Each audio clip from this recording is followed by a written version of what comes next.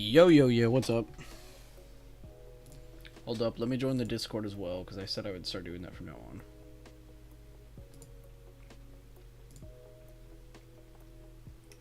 If I can even find the damn screen. There it is.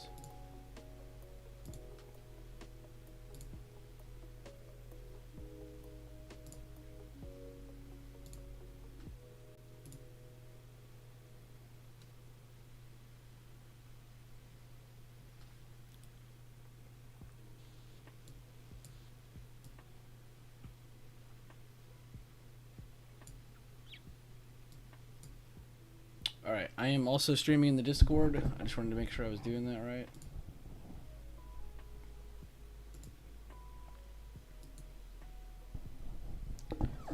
Yeah, we're done. Okay. Good morning, King Carnage. Good morning, Will. Good morning, Dr. J. Good morning, Aloha, John G, OA83, Chase, Sinful, Alst. Sorry, good to see you. What's up, Optioneer? We have perfectly gapped up to 600.65. Good morning, Jordan.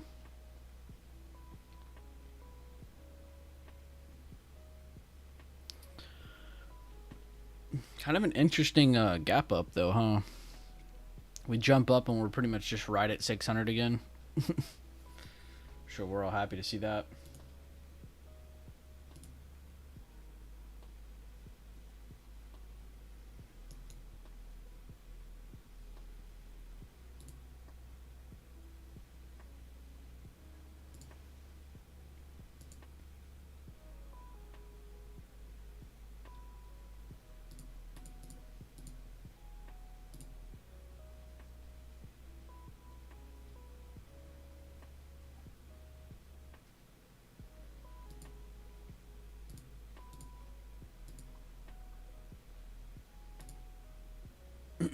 All right. Yeah, good morning. Good morning. What's up, Smokes? What's up, Mikey? I'm trying to make sure my stream is going right. I think we're all good, though. What's up, Vanessa? What's up, JC?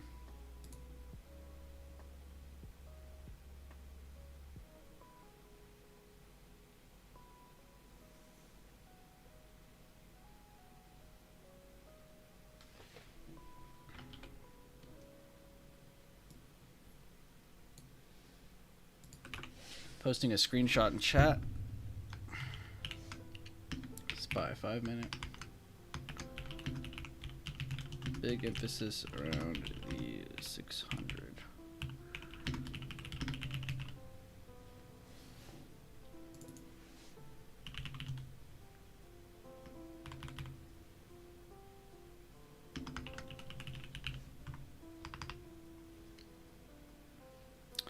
So earlier this morning, I was going to type out the game plan. I was going to say, guys, if we dip down to previous day high and we hold this, bullish. If we break this 599.17, short-term bearish, into this dotted orange line, under the dotted orange line, even more bearish. But as you can see, that's not happening so far. We've gapped up, not just past this, but all the way to the next area at 600, basically one. But you can see here on the 1 minute, we actually dipped under, pulled back above, so we'll see if this is a good pieces of liquidity to move up. But what do we not do the first 20 minutes, everybody? I'm going to start saying 20, not 30. What do we not do the first 20 minutes? Or what do we do the first 20 minutes? I guess I should say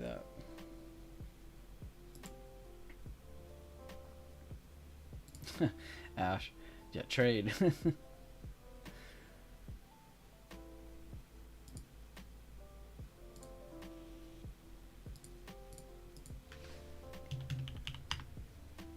And yeah, Apple downgraded. I was trying to say they gapped down. They were just above 230 last week. Right now, as I speak, they're at 222.26, 222.31. So they've actually gapped down a pretty large amount. And the reason this isn't showing on the chart is because there's other tech stocks that went up, and it's actually helping. Also, you have healthcare that gapped up. I'm doing this on my other screen so we don't mess up the SPY chart.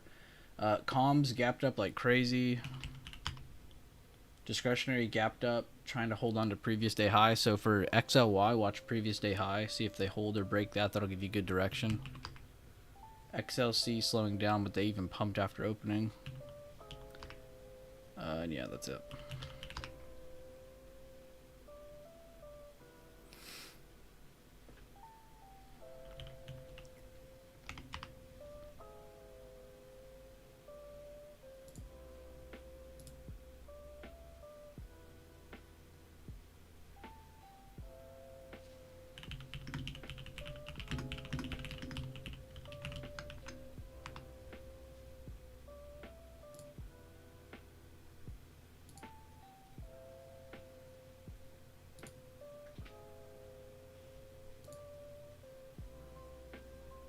Exactly. We wait. We gather information.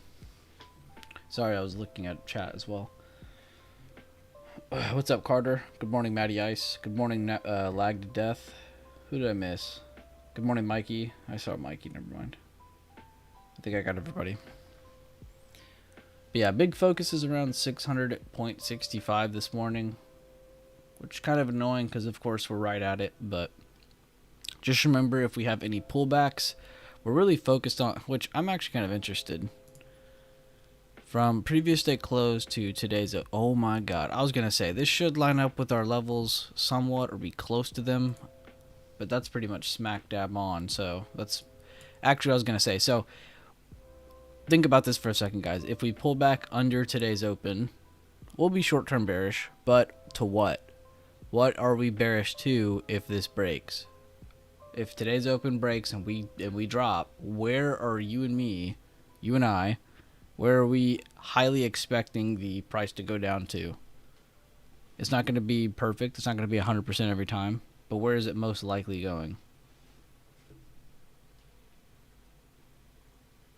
Tesla's dropping hard. Yeah, there's a few bigger weights dropping hard right now.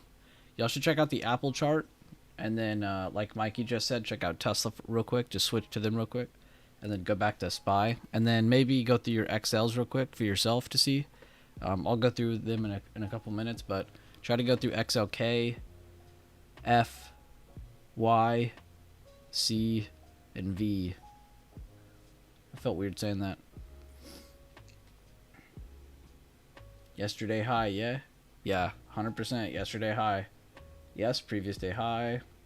Yes, the overnight fib, and it kind of lines up with previous day highs. So either of those answers are correct, but they're the same answer today. But yeah, so the fact that that's two things lining up as one, not just the previous day high, but also the overnight gap fib, that's very high probability that we go down to that area, even if we aren't very bearish today, right? So, I don't know. You never know. We end up retaking this in a couple minutes on the 1 minute, about a minute and a half. This could just be a big wick up, so you never know. But that's the right answer. Good job. That's what I was looking for. And yeah, guys, be sure to drop a like on today's stream. Thank you all for being here. Damn, there's already almost 40 of you in here at the open. You guys are nuts. You know, normally it's like 20, 30 minutes go by and then we get this number of people, but you guys are in here at the open. Good shit.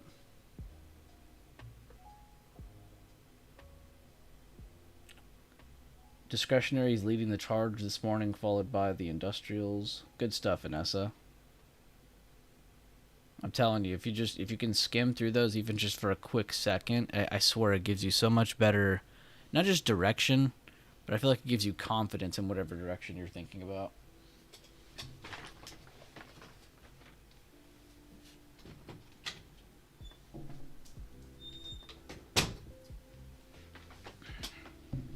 And yeah, I'm in Texas, but we had some snow / ice last night. It's legit white everywhere on the ground where I'm at. Pretty cool.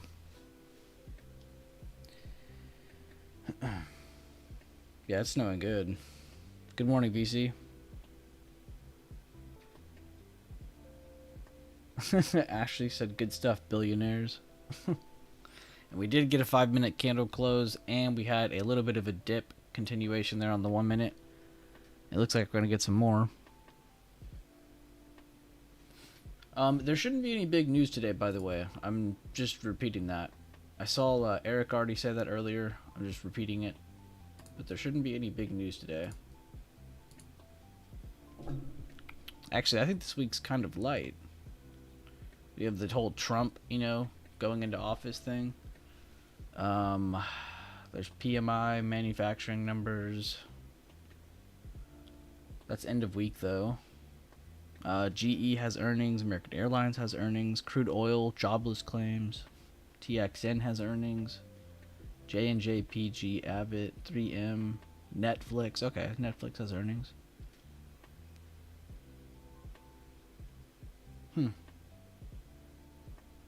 Interesting.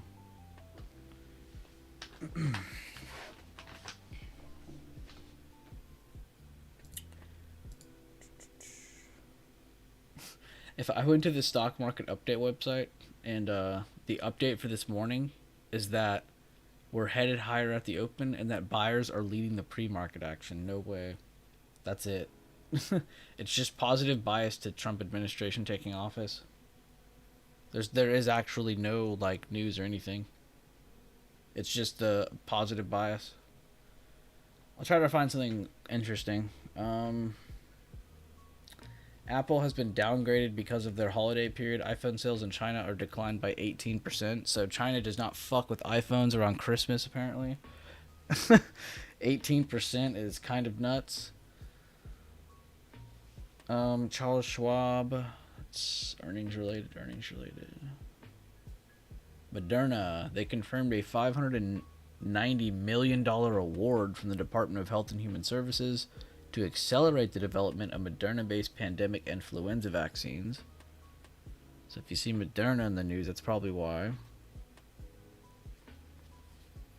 And yeah, I'm not saying anything beyond that. That's interesting. Everything just says up in Trump, and then that's it. Wait a minute, hold up. I might have found something cool.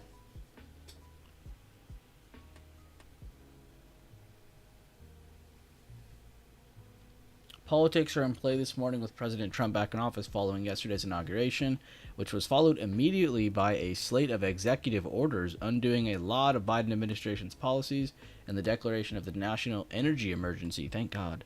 Notably missing from the orders were decisive tariff actions. The futures market gathered some positive momentum on the understanding, but cooled off some after the President Trump later said he is thinking about 25% tariffs, holy shit, for Canada and Mexico starting February 1st. Holy. Still, the futures market seems enthused by the thought of deregulation and friendlier business/tax policy under the new administration and is reversing some tariff judgment until it sees some of them in action and in the data. A relatively calm treasury market at the moment is helping in this transition. The 2-year note yield is down 1 basis point, 10 years down 2 basis points, the dollar is down 0.6%. Alright, cool. That is actually everything.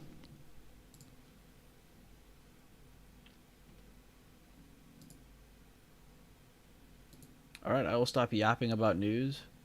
How's the music, by the way? Is it too loud? It's the same in Austin? Damn. It's kind of lit down here in Texas today. Heavy SPY rejection. Yeah, I like this little bit of a dip. If we're still like this, about 6, 7, 8 minutes from now, and we're above today's open, I'm going to take that as even more than bullish, but think about it. If there's no news today and that's the fullest extent of what we're getting and nothing else moves and we open up that high, we might be near high of day already. We might have a weird day ahead of us. But if we do pop above, that'll give me the context that, well, we couldn't even dip and touch previous day high, but here we are able to retake today's open. That should make me extra bullish. So we'll see, though. If we get a good projection here, a lower high popped up under today's open on the 1 minute, and we see it develop more on the 5 minute over time, it'll definitely kind of sink it in. Yeah, we're probably going to tap under previous day high at least once today, maybe make it down to previous day control point. That's the dotted orange line. But none of that has to happen. We literally could just stay in between 597.50 and 602.50s all day, which actually isn't that bad of a range. I feel like after I say that out loud, it's like, oh wait, that's actually not bad. But you think about moves all in one. You don't think about just catching parts of the moves. So it makes you think, before you're in a trade, it makes you overthink a little bit. So don't overthink. You're not catching a Goliath-sized move every trade.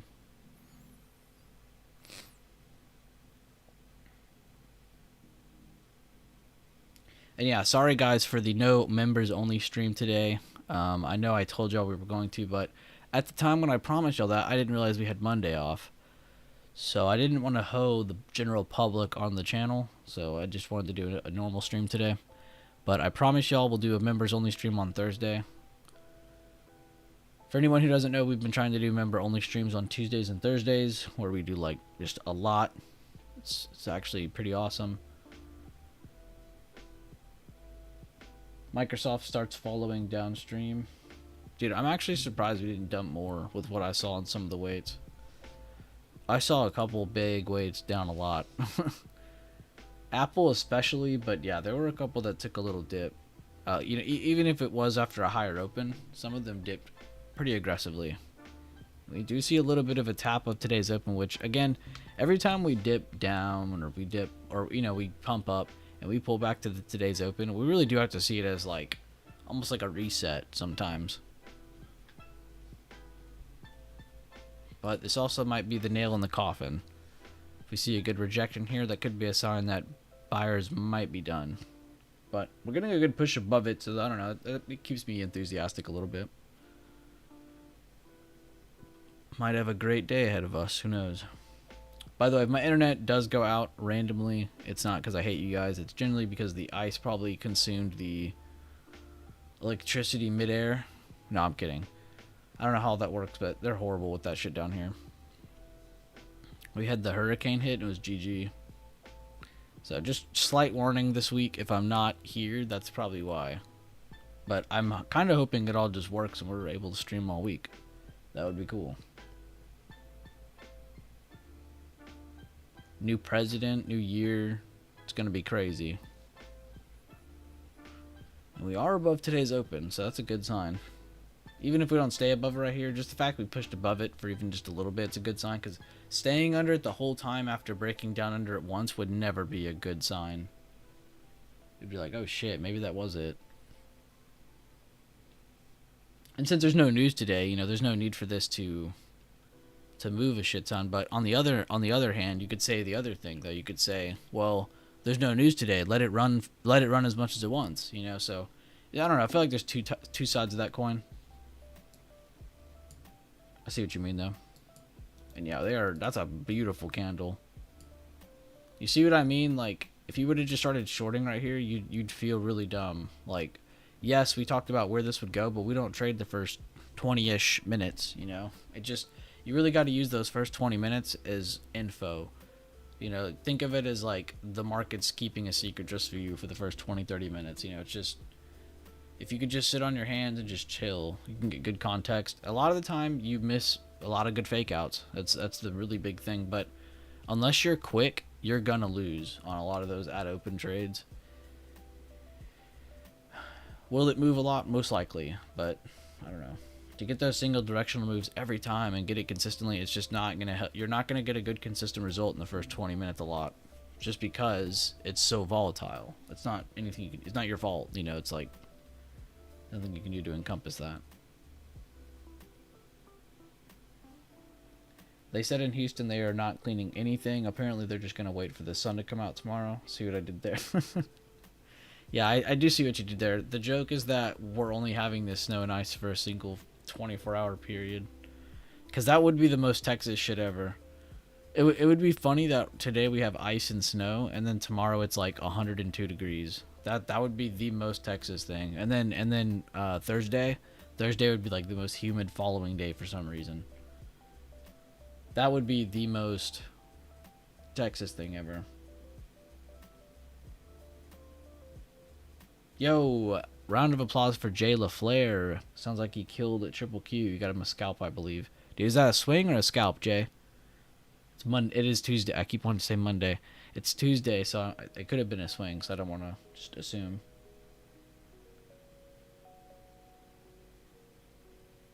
Scalp, and I will review. Bah. Yeah, take your time. Pick your time. No rushing. Good shit, though, dude. You sound excited, so it must have been something really hot. And look at this. We're pulling back. We're trying to hold above today's open. So they might have turned their downfall into a liquidity grab, which is good for buyers.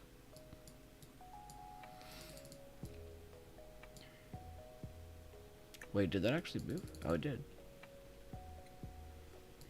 And yeah, be sure to drop a like on today's stream, guys. Definitely helps out the channel a ton. Thank you guys for being here. I can't believe we even hit 45 people at 8:50. 20 minutes into the day. I'm gonna just start starting all my streams 3 minutes before open.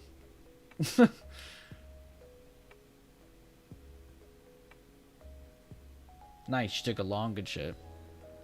Yeah, I mean, if you were gonna be early on something, I'm glad you waited to do that instead of just randomly shorting it pretty early, because that was more. It was higher probability to randomly get in a long than a short. Can someone tell me why? It's smarter for you to wait for a dip at the open than vice versa on a gap up. Why?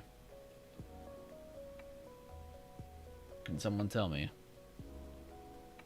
People are hungry after a 3-day weekend. Yeah, they definitely are.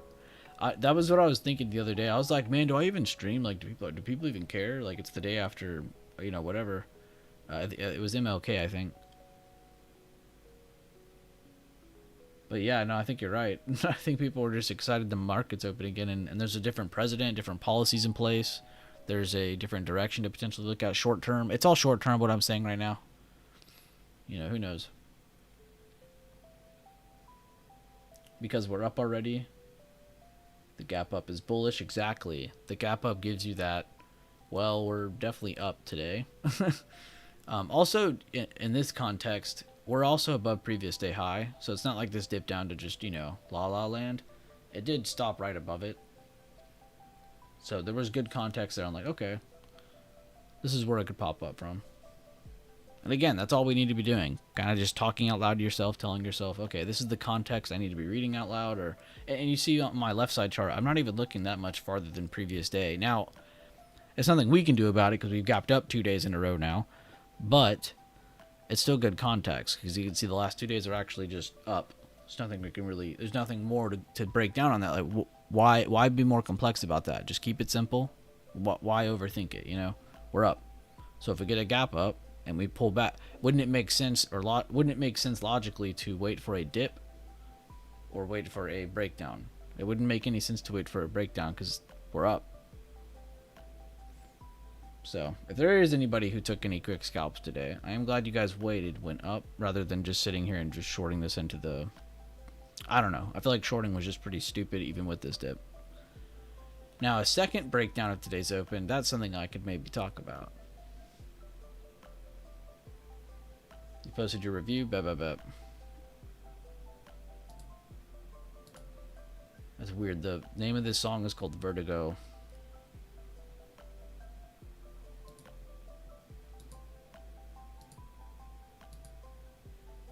Vertigo. Apple, please go under 200 so I can buy you, please.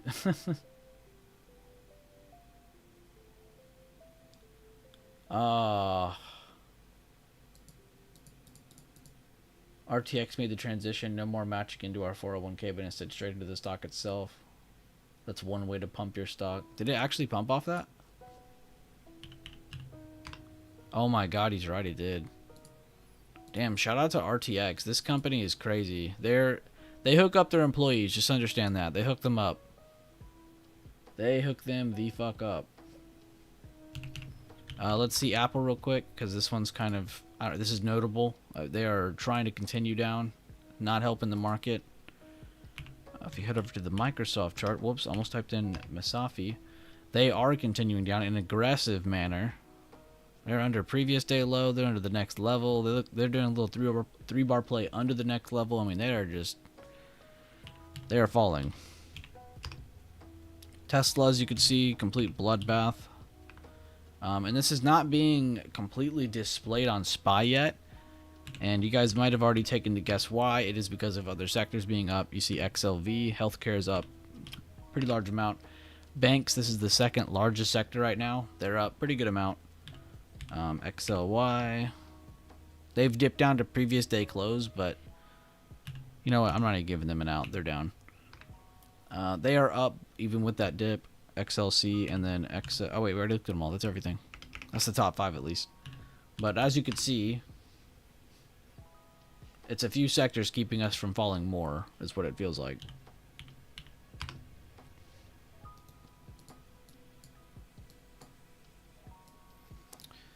Whoops, I didn't mean to zoom in that much. So yeah, we need to spam through our sectors for a little bit and see what's giving us direction. Good morning, Andrew. Good morning, Garden. Oh wait, sorry, I'm just saying hi to people who are in Discord chat. Letterbuck, Valdora, good to see you guys.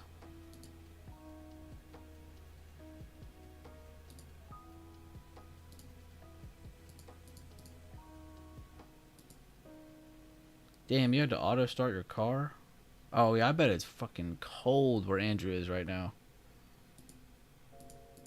If I'm saying it's cold, like cold in Texas, I can only imagine.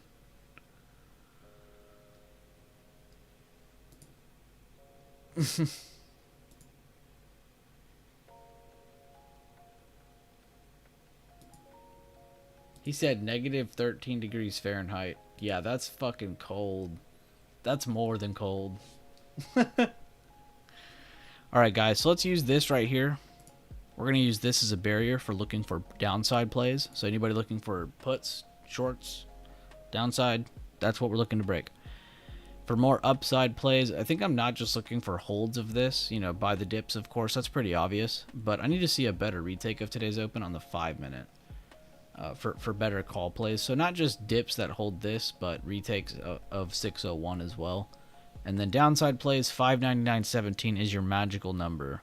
It's the open of this beautiful little green candle here. This is where they made the reversal down from on their previous day high. This is also known as previous day high supply. So the exact cent is 599.17. But I always like to round it to just whatever number's there. So 599.15. So if I see that on the 1 minute break as I'm looking for something, sure, cool. That gives me my downside momentum. Just I need a trigger, and then you're bam, you're in. We've been going over this very heavily on the member-only streams. I was kind of in the mindset of a member-only stream there for a moment. And we are getting a rejection on the 1 minute of today's open that is very notable. Kind of watching that 5 minute at the same time to see where we're going to be positioned on the close of that candle. Knowing that there's still about a minute or so, or almost 2 minutes. Actually, a little over 2 minutes, my bad. SPY's bouncing off the highs from January 9th, 2025.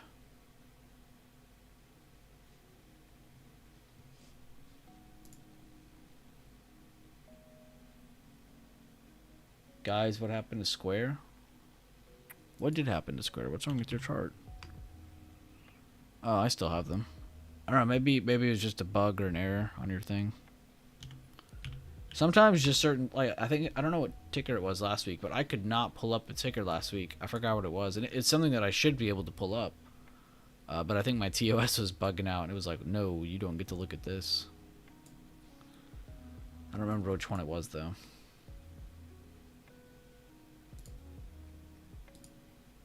Yo, what's up, Leland? Good to see you. In the YouTube chat, good to see you. WTF, you've been sleeping on RTX? Yes, you are definitely sleeping on RTX. I was sleeping on RTX one time, and then D-Touch bumped into me. He's like, look, you're a moron if you don't look at this more often. I was like, yes, sir. Yeah, RTX is a good one.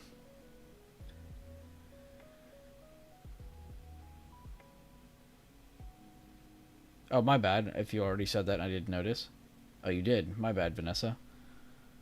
Do I think the 15-minute time frame is too large for trading? I mean, you need to use it how I use the 5 minute. Like, it needs to be something that you use to help you get in, not something that is getting you in, right? But I don't know. I mean, I'm sure you could backtest it and find your own little system. I'm just not going to confidently sit here and be like, yeah, 100%. I mean, there's people in here who use it, but I don't, so I can't say that. For getting into a trade, for actively watching your trade, getting in, getting out, yeah, that is insane for me. If you're for a scalp, for a I'm getting in because of this, I'm getting out because of this, you know, the micromanagement type trade, yes, that is too large. But I don't want to totally tell you that and then you'd be like, oh, well, I'm never going to look at it, because I mean, it might be good for the same use I use this time frame for. It's just like, oh, this is setting up nice, let me get into a trade right here. I like that it's holding this. I like that I have a rejection here. Actually, this is kind of beautiful right here for shorts. This could be a good short with a good stop loss at today's open. I like the breakdown of this, though, if it holds under that. If it holds under this, good breakdown. Speaking of good example. But if anybody else in here has any opinions on the 15-minute, feel free to share. But again, it's all opinions though. Like it's always going to be like from someone's perspective, you know. Like what I might not like, you might love. You know, what I hate, you might enjoy. You know, what you hate, I might enjoy. Just depends what it is. I just know I've always used the 5 1-minute method, and it's just always helped me. Now streaming, it's a little bit different because I wasn't always used to streaming this to everybody. Normally I would just stream the 5, and then on my other screen I would trade and I'd be on the 1, but I'd be looking at the 5 with y'all and telling y'all what's going on. But I don't know, I guess this kind of gives you a better idea now. Because I know some people in chat who use like the 10-minute, and I used to sleep on the 10-minute, and then I'd be like, wow, this actually has some really good confirmations on it if you just are patient enough. And then I would notice those people would still sometimes use like the 1 or the 2 or the 3 or the 5 to get into a trade. And it's like, okay, so they're kind of using the same, you know, method I'm using. It's like they're just using different time frames. You know, so there really is no difference. It's just, what are you patient enough to watch, or what are you used to looking at? You know, are you used to looking at 5-minute candles, 15-minute, 10-minute candles? Like, what are you used to looking at and waiting for? And then when you practice and back test and go through reviews of trades or trades just in general, you know, are you used to looking at that time frame, or do you need time? Because I feel like if you just switch time frames, it's not as easy as just, all right, let me start trading that. Like, no, I think I need to get a good look for it too. I don't think it's as simple as just switching time frames. Yes, you understand the math behind it, the timing and all that stuff, but actually visually and actively trying to trade, it's a little different.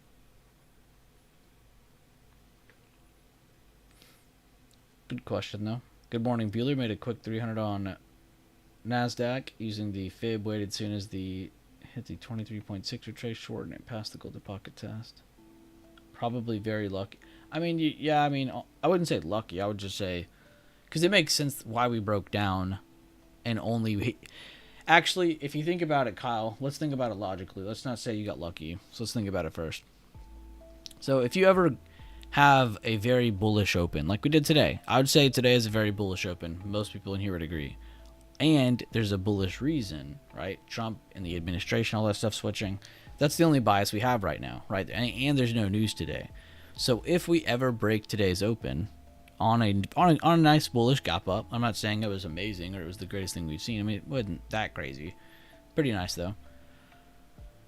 Wouldn't it make sense to only reach the most, you know, passive fib there is, which I don't really use the 23 point whatever it is, but I understand where it is. It's basically just a halfway point between the halfway point and 0, or sometimes 1. That'd be the other one. But it would make sense that we only reached that passive fib because we just had a bullish open. So I don't know if I could say totally lucky. Now, if you would have said I shorted down to the golden pocket, I would have been like, okay, that's a little lucky, because like to get that move all in one would be nuts. You know, that's just like, it's very rare. I would maybe say that was a little lucky, but you didn't do that. You kept it small. Aim small, miss small. You shouldn't be looking to short something, and that, you know, if you're shorting the open in the first 30 minutes of the day, you should have the mindset or the awareness of like, all right, well, I'm gonna have a close target for most of my position. You know, even just that much is helpful.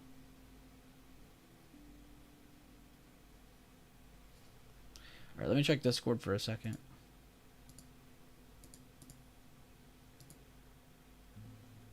Good morning, everybody here on Discord as well.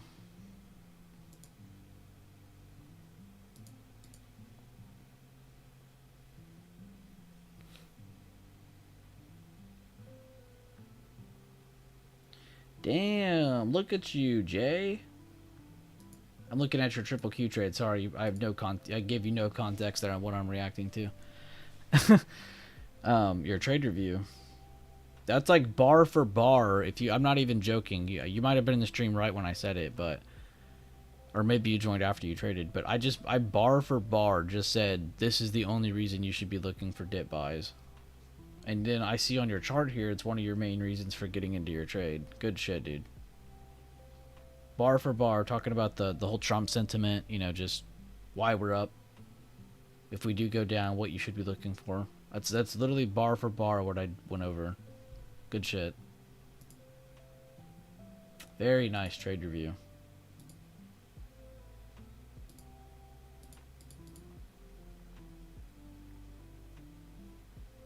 And pace yourself. You don't need to be in a million trades. You already took one that did pretty good. And we're sitting at the spot that we want to short from. So if we hold the spot that we want to short from, that gives us good bullish short-term context of like, all right, it is trying to go back up. We can't even break this area. What does that tell us?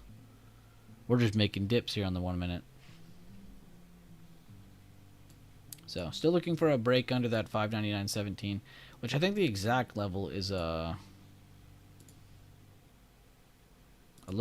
hair under it, yeah. So maybe we'll just keep telling ourselves 599.10. But do you guys remember where I left my cursor? We left it about under this, the meat of this dip right here. Since then, we wicked, pulled back, potentially rejecting underneath that. So kind of keep my eye on that as well.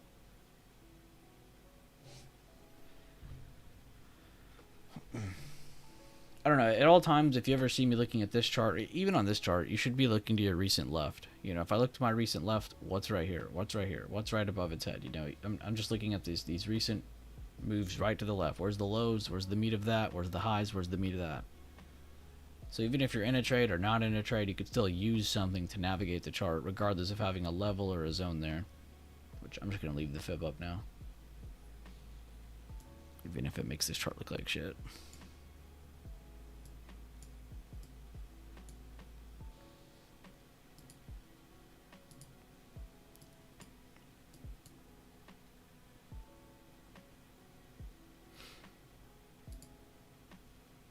Dude, can YouTube stop saying this message? Creators adopting live automated... Bro, this is so much to read. Creators adopting live automated mid-rolls saw, on average, over 20% uplift in stream and in-stream ad revenue per hour. Bro, this is a sentence and a half. Bro, if you ever post an ad mid-stream, you are Satan. I'm not doing that. You're actually Satan. That's crazy. Midstream, nuts.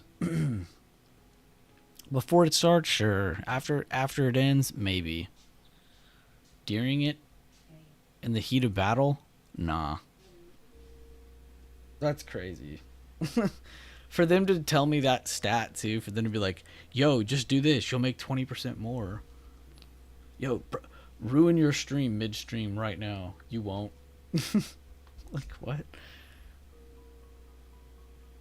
Bro, half of my viewers would never join if I had stream or so I keep saying streams. Ads in midstream. Midstream is crazy.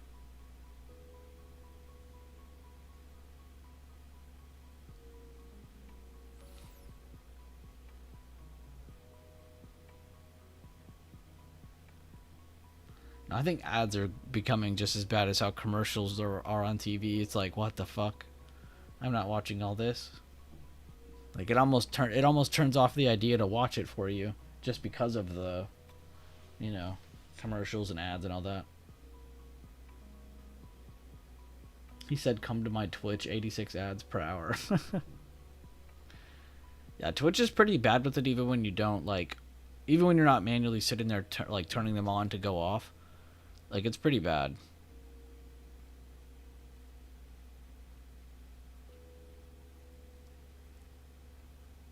"86 ads per hour."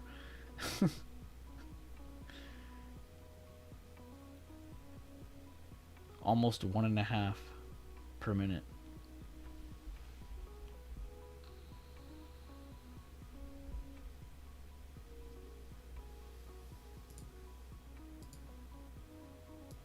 Triple Q is doing the same thing to pre-market low.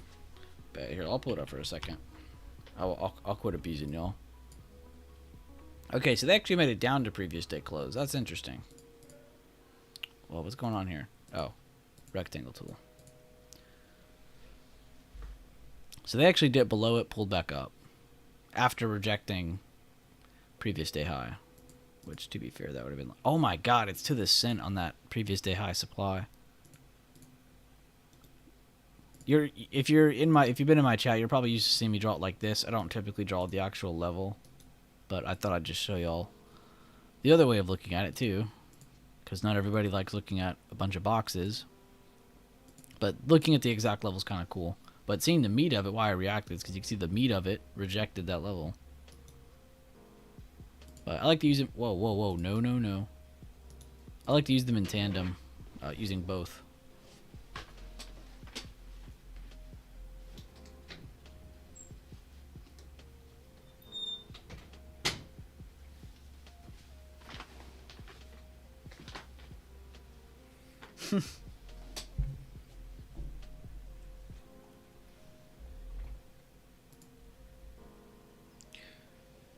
Alright, we're all caught up on Discord.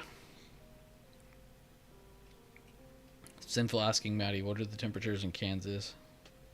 Pelosi on TEM and Pan W both going nuts. Yeah, Pelosi's in them, expect them to pump for months on end. Alright, we are breaking previous day close on triple Q. That was kind of throwing me off because I was looking at tech on the left and we have SPY on the right. Oh wait, real quick, before we stick ourselves to the SPY chart for a bit. I just wanted to see small caps. Okay, so they also participated in the gap up. I'd honestly watch previous day open on that one. That one's a very helpful level. I wish we had that for SPY and triple Q, but it's not set up the same. Previous day open, high, very important. Alright, go back to SPY. And we already saw some of the weights too, real quick before we stick here. Tech heading a little lower. Healthcare not heading lower, but definitely slowing down. So if it's not going up, it's definitely not helping out with the move down for other sectors. Let's go to discretionary. They're still pulling back. Comms potentially about to be still pulling back. And then, of course, the overall important banks. Financials are very important. So we need to see what's going on here at them because they're very important now. Since our conversation about, I think it was the week before last, and those streams, we were going over why banks were becoming so important, all that good stuff. It was the kind of momentum into their earnings. They were all kind of just up on a pole. Pulled back a little bit, sure, but even with their earnings, a lot of them are up for the most part. And that's very important because it's the second largest sector of SPY.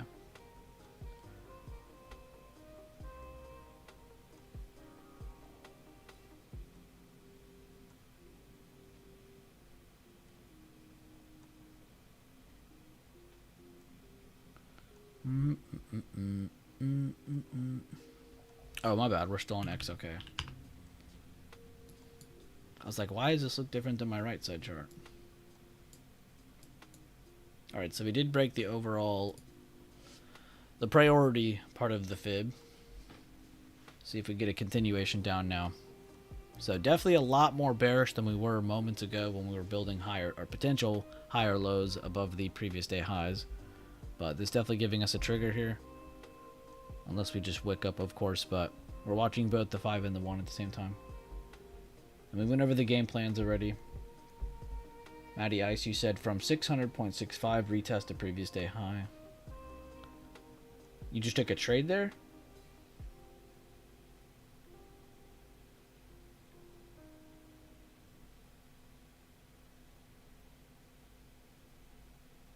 Zero flat in Kansas. Fuck that. Negative 13 where Andrew lives?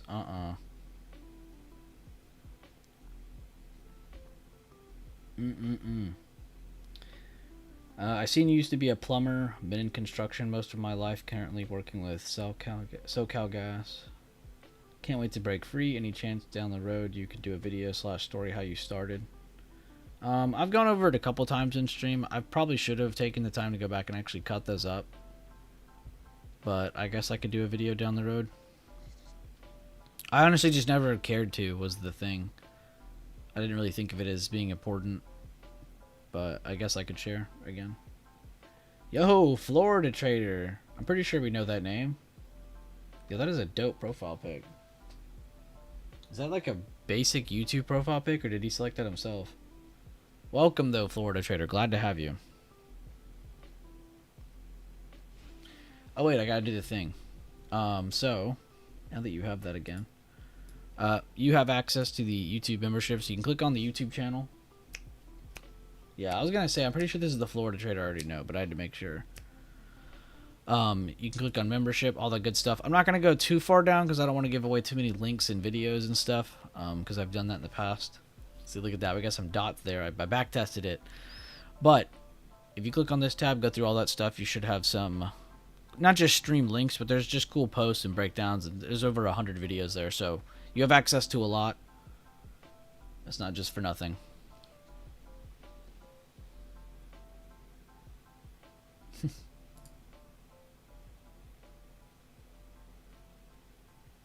What, SF? What? What'd I say? Or are you saying look at the ticker BBRO? Bro. Oh, you're laughing at Lee then. Trump turned off the global warming on day one. Jeez, yeah. I don't know what happened.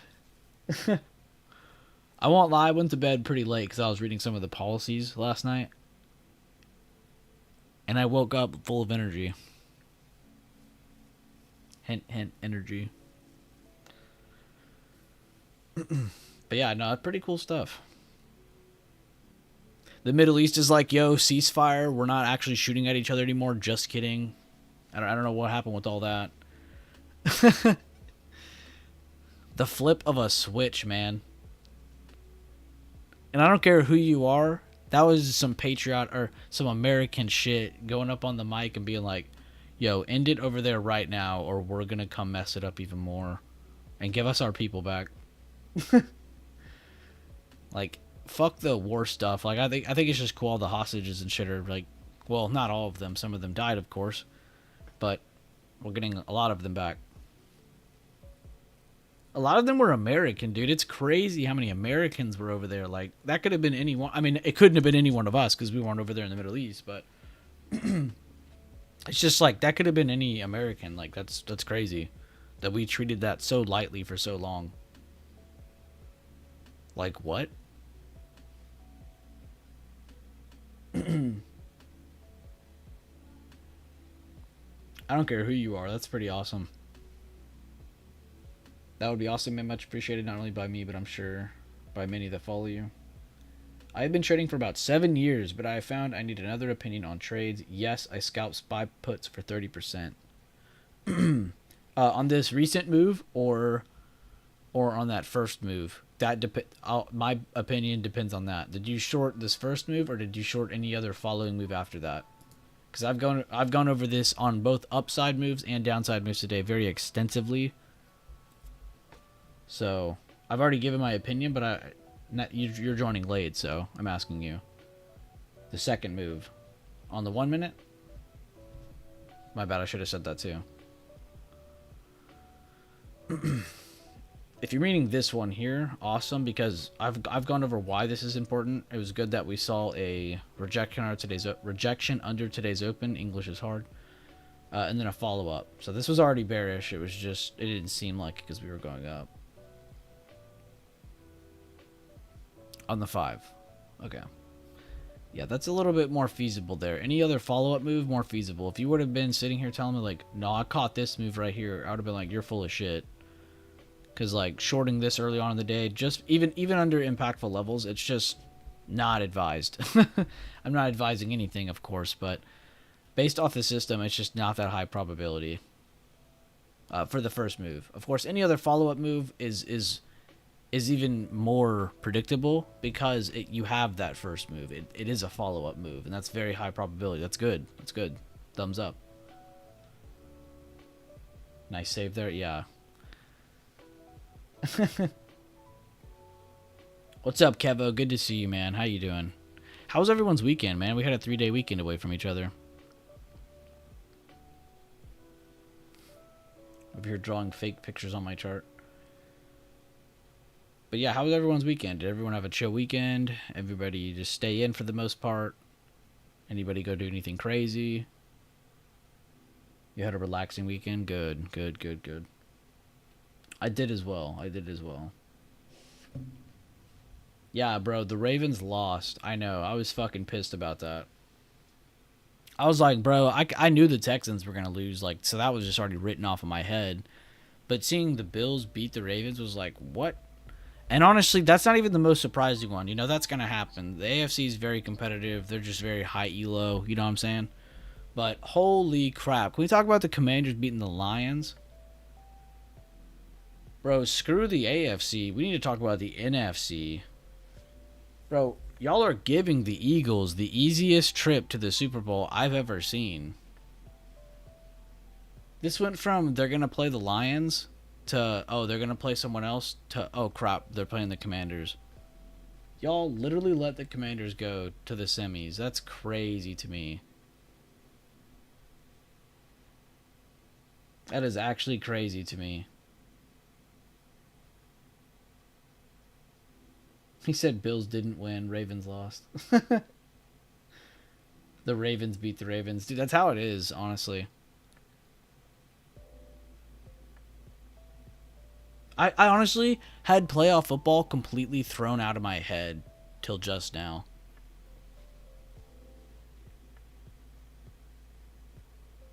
Bro, if Washington beats the Eagles, I'm rooting for the Commanders in the Super Bowl. I mean, I would never root for the Chiefs ever. Y'all could literally have the Eagles going against the Chiefs, and I'd still somehow root for the Eagles. I hate NFC teams unless they're playing against the Chiefs. So, yeah, if Commanders beat the Eagles, I'm 100% rooting for the Commanders. One, they have a very stupid name. They don't even deserve to be in the Super Bowl. Two, I am so tired of the Chiefs. If you're a football fan, you know exactly what I'm talking about. We went from a Tom Brady era into the catch-up era instantly. There was no pending or buffering in between. Yeah, crazy though, crazy. Definitely entertaining. Matty I said, I'm not talking about any football right now. Let's go Taylor Swift's boyfriend. The new way to talk to Travis Kelce. Yo, what's up, Taylor Swift's boyfriend? Imagine being a Notre Dame and Lions fan right now. I know, y'all are down bad right now. The 1992 rematch? Damn, Rob G, look at the brain on you. Spy is in step with NVIDIA right now. Yeah, a lot. It's kind of going with tech, just in general. If you guys watch XLK, it's moving pretty much in sync with it. I've been kind of flipping over on my other screen. I didn't want to annoy y'all. But it's pretty much moving in sync. Which makes sense. It is the majority of the market. But I think the only thing that kept us from falling more when we fell on any of those dips, the only thing that kept us from falling more were the other sectors not falling along with it at the same time. Right? You had a little bit of help from discretionary and comms to go down. But healthcare and banks did a pretty damn good job holding us up a little bit. So I don't think the downside's over, but it definitely was stopped, you know, from being a complete just drop instantly. If you look over on my left side chart, it's actually red, green, red, green, red, green. Like there's actually some fight today. Whereas on a lot of the dips recently we've seen, it's just been a lot of just instant negative pressure. So using that context, guys, what does that tell you? And I'll give you an answer too. I really want you guys to know this for yourself. But seeing this fight, and with the no news today, and kind of just using the Trump administration as bullish momentum early on in the day and in the week, probably, what does that tell you? Especially with seeing how today's open is after the first almost hour.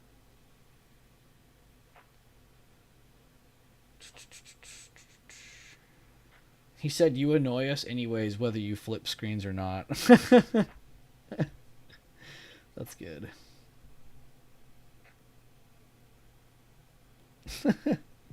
Out of all the comments, that was the one I saw first. Tells you to not trade. Well, yeah, you could take it as it's probably gonna be a little bit more competitive of a trading day, but just out of everything though, you know, you could take away from the fact that, you know, it's definitely a little bit more bullish than bearish. The fact that we didn't just drop instantly when we had every right to drop faster, right? We could have definitely dropped a lot faster and a lot farther, and we didn't yet. So I don't. That just screams out to me that we're definitely a lot more bullish than we think we are, looking at this. But what does the market have to do to go up or down? It has to create liquidity. So it can't be obvious, right? If we're obviously going up, everybody tries to go long, the market's not going to go up. So we needed that little bit of a test of anything, whether it was all the way down to previous day close, half previous day control point, that dotted orange line, whether it was just to get a little bit of one around previous day high. We don't know yet, but logically that makes sense to me. If anything I just said doesn't make sense to anyone in here, please speak up, because I'm tired of going over that. And it is such a basic concept that is very powerful and impactful for getting into just good trades, right? Even when you're wrong and you know you're wrong and you're in your trade already, you're able to get out instantly because you're like, all right, I know that invalidated. Like, you have that confidence. You don't have that little bit of a buffer that's in your head that's like, oh shit, should I cut? Should I hold? It's like, no, I know. You can be decisive. And for taking profits too, I don't want to be so doom and gloom. I always try to use the worst example because I don't like to make this out to be easy or to make this seem like we're all going to get rich. Like, no, we're not promoting that here. You are gonna struggle. That's just a fact. At some point, it's gonna happen. You're gonna pull your hair out. It's gonna happen. 600 is a nice demand zone. 100%. I agree. We'll see if we get more buying from there. So far, it looks like they're trying, but nice little dip into the overnight fib though. Leland's little overnight gap fib proving its worth yet again. As we all know, it's definitely probably the most impactful just anything that the system's adopted over time. And definitely be sure to drop a like on the YouTube stream if you're tuning in here enjoying any of the updates. Yeah, definitely a little bit of a range now. This is what I call like finding your normality, like just finding your balance. You know, if you ever, I don't know, what's a good example? Like falling off a curb. Let's say you're walking on the curb on the side of the street. We've all done that once in our life. You know, when you get back up on the curb from falling off it, like you don't just instantly start running again. Like you get up on there for a second, even if it's just a quick second, just to kind of get zeroed out again and then start walking. You know, it's like it's the same thing with this. Like it's just trying to find its zeroed out point. I don't know what to call that. I'm just saying like it's finding its balance, it's finding its normality. Whatever that is, you know, and it's up to us to find that out. Right now, it appears to be the previous day high supply / overnight gap fib. So there's a couple things you and me are going to traditionally already be looking at that it is going to go down to, but that might not always be the case.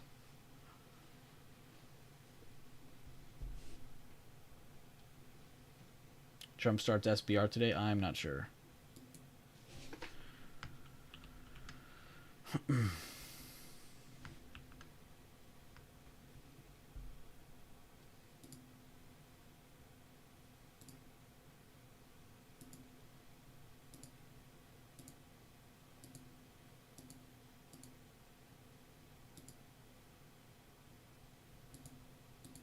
Bam, nice gold creation. Can't wait to see your review later. A lot of updates in Discord. My bad, guys. I'm catching up to looking at them now. Good bounce from that previous day high supply area we talked about.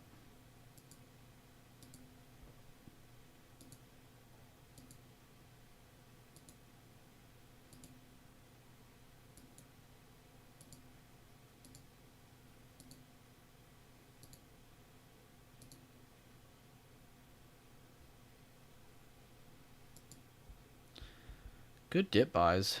Definitely a little competitive on that 5 minute there. 1 minute a little bit more clear, so not as helpful, but still there.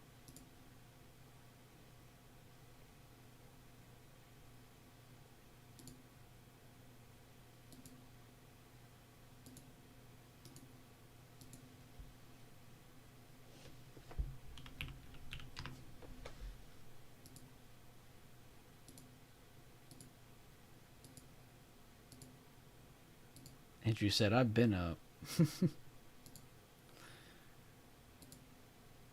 Yo, nice. Jay LaFleur was not done. And yeah, guys, don't feel the need to like. I mean, I'm not talking to you, Jay. I'm just. I saw Maddie already typing. If you guys are busy, you don't have to post them instantly. I was just saying it's good to post your reviews as soon as possible because it's kind of fresh on the mind a little bit, so you can kind of I don't know. I feel like I have more better points to touch up on if it's more fresh on my head because it's something I just recently did over something that I might let stew for a little bit. But you know, if you just finish your trade, go post that review. But take your time at the other end of things though too. If you're busy, don't try to rush. The important thing was you getting the trade. That's all that matters. Tesla reversal. Good looks, Kevo. Which actually we can check that out now that we're seeing this turn up on SPY now. Ooh, she's looking pretty. It was funny too because we jokingly said earlier too like that could be your high of day, and then we got all those dips. Just because we were looking at the fact that there was literally no news today.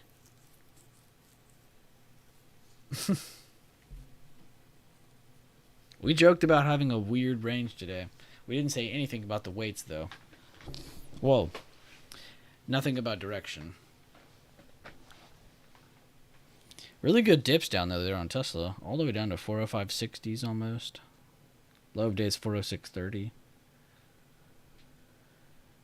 And what is that, the 2 day ago previous day close? That's crazy. 2 day ago close. So they basically just wiped out an entire day of trading. A day and a half. Does he take it public this year? I'm not sure.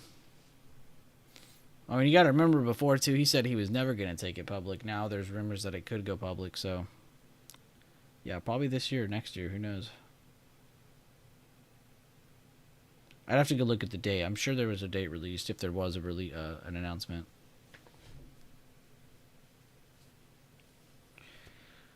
Which that's pretty crazy if it does. He said it in the beginning too, and I'm not even joking. I'd have to go find this. It might even be taken down by now. It might not even be on this YouTube channel.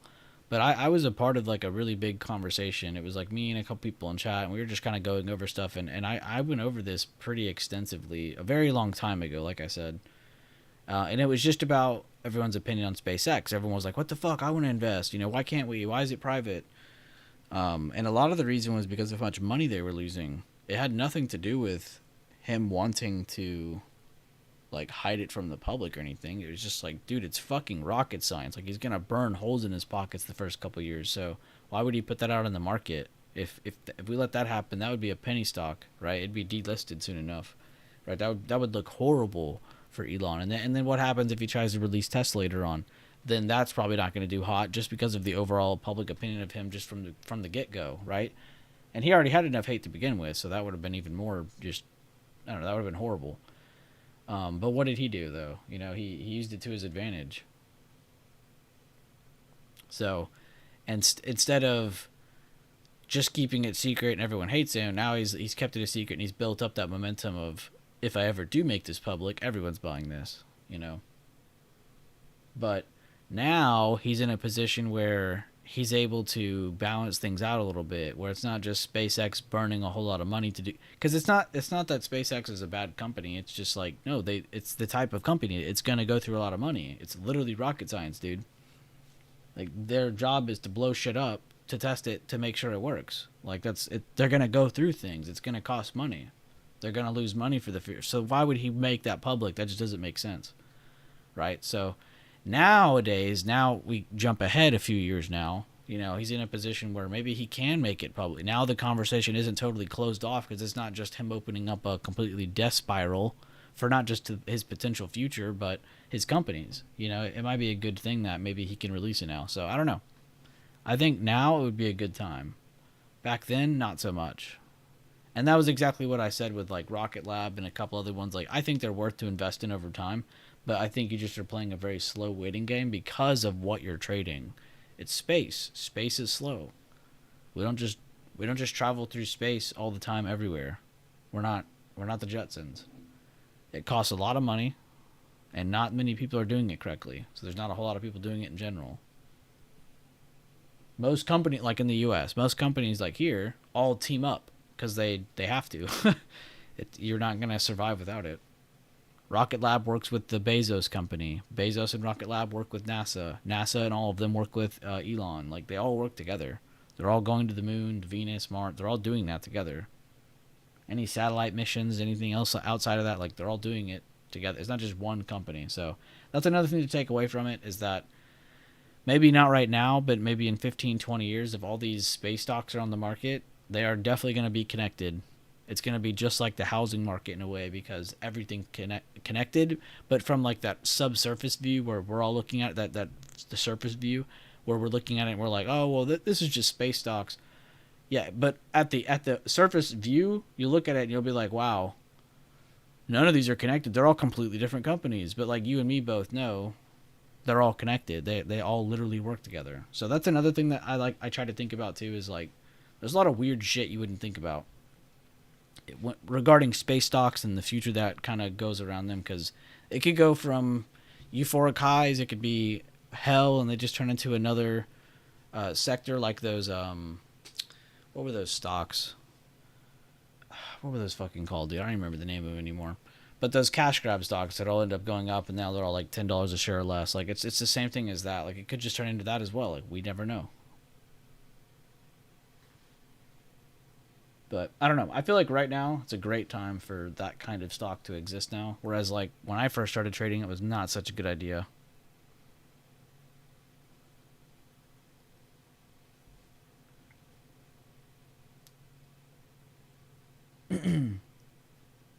Well, not even just the government supplying more funds. That I wasn't even thinking that too. But yeah, that as well. But it's also because they figured out more shit now, though. Like, they've figured out how to do stuff now.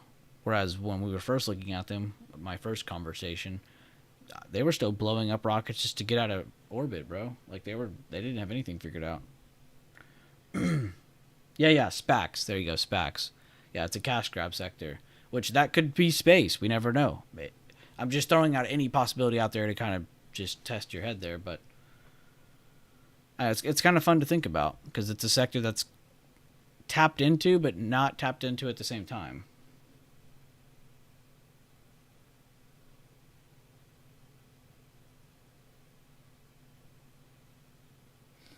No, I've not gone over that mansion in Benzes. Thank you for sharing that, though. I didn't know that. He said DXYZ, and I haven't back tested or verified this. I'm just reading his comment, but he's a good guy. Has a lot of SpaceX exposure and is already available to the public. Well, there you go. DXYZ. You guys can research that if you want to for SpaceX potential. I know there's a few of you nerds in here. Yeah, cybersecurity is kind of kicking ass.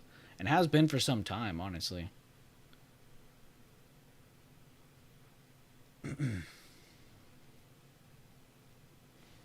Alright, what's that tech chart doing? I was going to say, it had to have also got bought up there. And then what were the other ones? It was C and Y. Whoops, not that chart.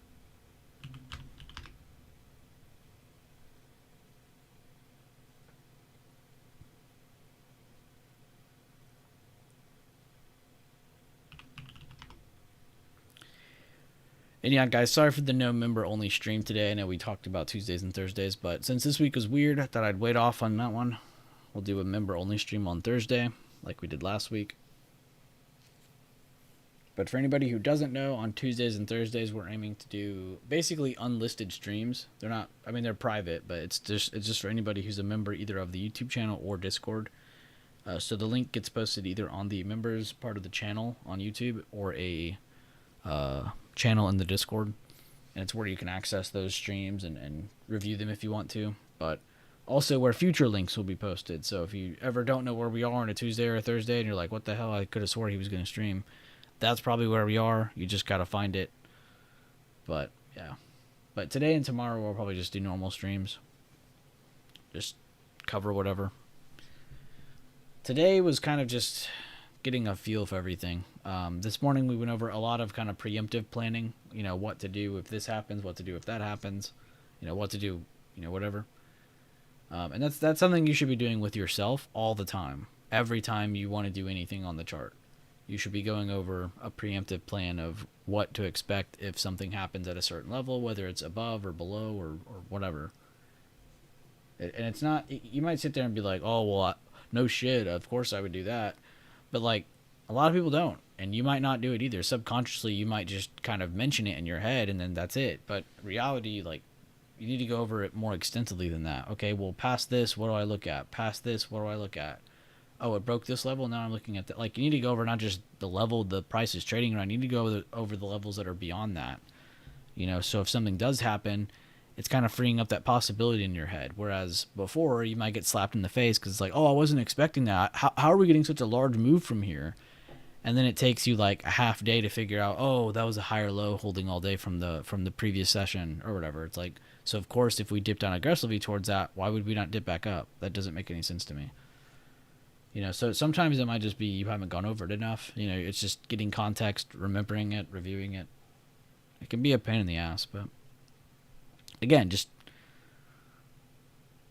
a routine, really. Giving yourself a process to actually go through instead of just saying, I'm going to buy when I feel that it's bullish. Like, okay, no shit, Sherlock, but like, what is the actual process you're doing or following or the steps you're taking to do that? You know, what context has been given to you? So that's big to me, and it should be big to you if you want to actually be impactful with your trades. Not saying you'll be rich, but it's just, you know, you'll definitely find you're a lot closer to the better trades the more you use context compared to without it. You know, it just feels like you're guessing and not actually in control of where you think price can go. Man, the more and more we have a dip that holds here on SPY, the better. It's kind of funny. I didn't want it to be a reality, but we talked about us, you know, this could be high of day. We could be sticking between here and here. And look at us. It's been an hour and 12 minutes, and we are actually just still here. Go back to the beginning if you don't believe me, but kind of crazy.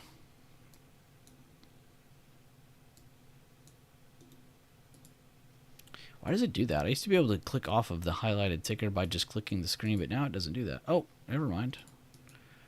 That called my bullshit out real quick, didn't it? 38% of DXYZ's port is in private shares of SpaceX and Google. Oh, you're saying it's from Google. That threw me off for a second.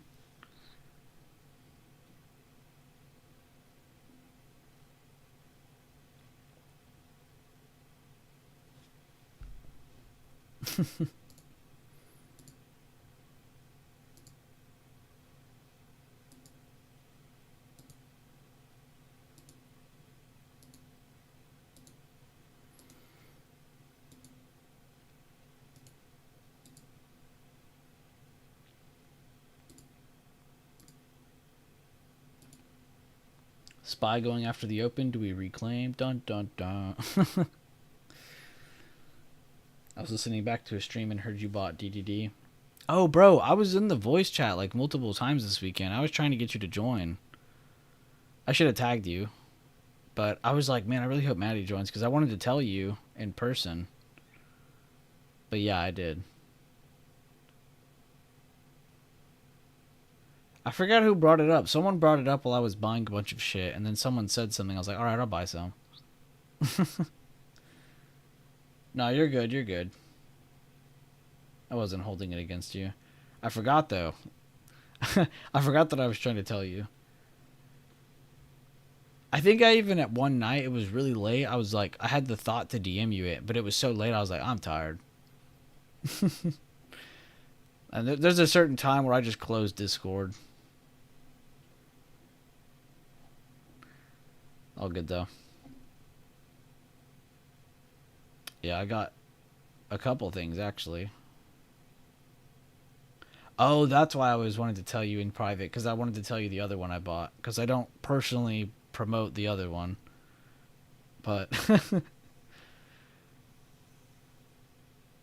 yeah. 600.65. Who would have thought we'd still be trading around that? You know what it is? You bought more? Wait, I don't think you do know what it is, because this is a different one. Unless I did tell you once, but I don't remember talking about it that much. IWM, the only index above the current day open. Interesting. And yeah, so there's SPY perfectly rejecting it again. We're stuck between the overnight fib and today's open. If that doesn't make sense to you as a range, I don't know what will. Like, if we aren't going to go anywhere, that's where at least we're going to be sticking to. So, that's something. No, you're good. I knew what you meant. You thought you knew.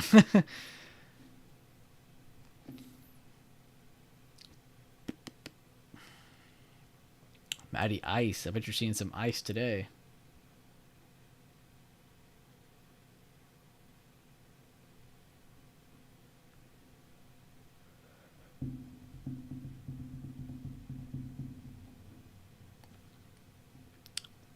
How was everyone's weekend, though? I already saw Kevo's weekend. I saw a couple of you from earlier. But I hope everybody had a good weekend. 0 flat here right now, snowing like crazy. Bro, I heard like a bunch of ice falling last night, and one of them like hit my window, and I was like, what the fuck? Who's outside my window right now? And I went to go like pull the blinds back or whatever, and I was looking out, and I opened it up, and it was a winter wonderland out there, dude. It was that like scene in the beginning of Narnia when you meet Mr. Tumnus, and like there's just a shit ton of snow everywhere, and it's all falling out of the sky, dude. It was crazy.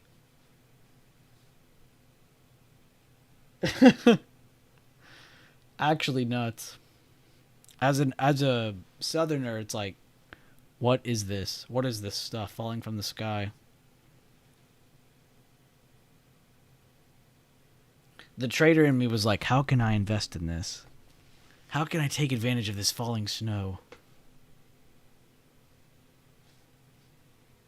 Went simulator golfing for your buddy's birthday while it was like minus 20 something outside. Dude, that is legendary. I've heard the simulated golfing's a lot of fun. And apparently very smart, because look at you. Dodging negative 20. That's crazy, by the way, just reading that number out loud. Like, say that number out loud right now, negative 20.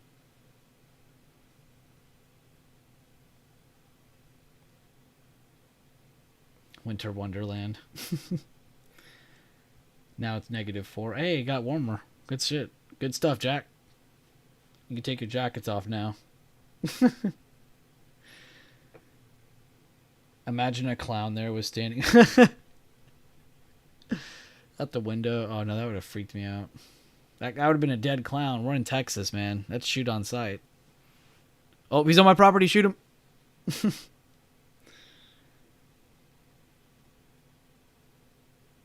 You got people calling dibs on who gets to shoot. No, I'm kidding. Microsoft is leaking more. Good call out by Florida Trader. That's important for anybody who doesn't know because it's a large tech stock, and tech is the most important, impactful, and heavy-weighted sector of SPY. So very important. So not mentioning the whole sector's falling, but just kind of nice to see one of the weights are still weak right now. Which we can go back and through those sectors here in a second. It's a lot of fun, and don't have to restart learning your swing at the start of spring. Ah, okay. Because you're already warmed up. You're already good to go. I didn't even think about that for golf.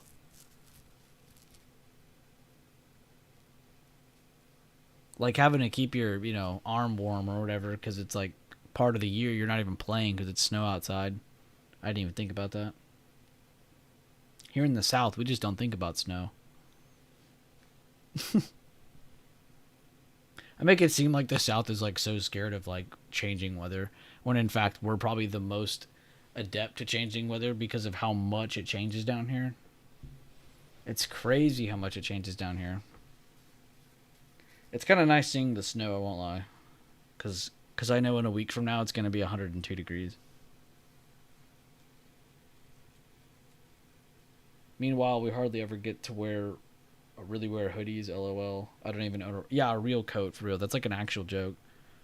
I didn't own a real coat till I had to buy one to go on my trip to Colorado, and now that I have one, it's like the only actual real coat I've ever owned. Everything else before it was a joke.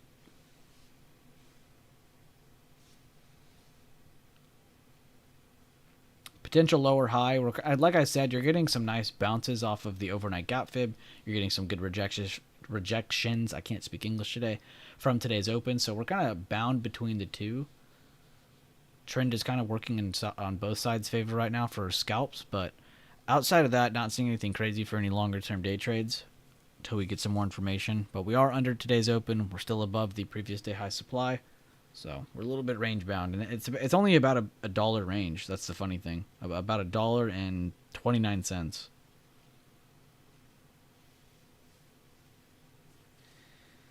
Yeah, Milwaukee does have heated hoodies. I have one of those as well, but it's still not like a real coat compared to some of those big ones. But no, that one is nice. I had the charger thing, and you'd like put the little pod or whatever it was to it was the battery. Those are the weird batteries. I didn't like those. But no, Milwaukee has some pretty nice just everything. I'm a pretty big Milwaukee glazer, so I agree with you, Jack. Yeah, the bulky one, yeah. It's basically a deer hunting jacket.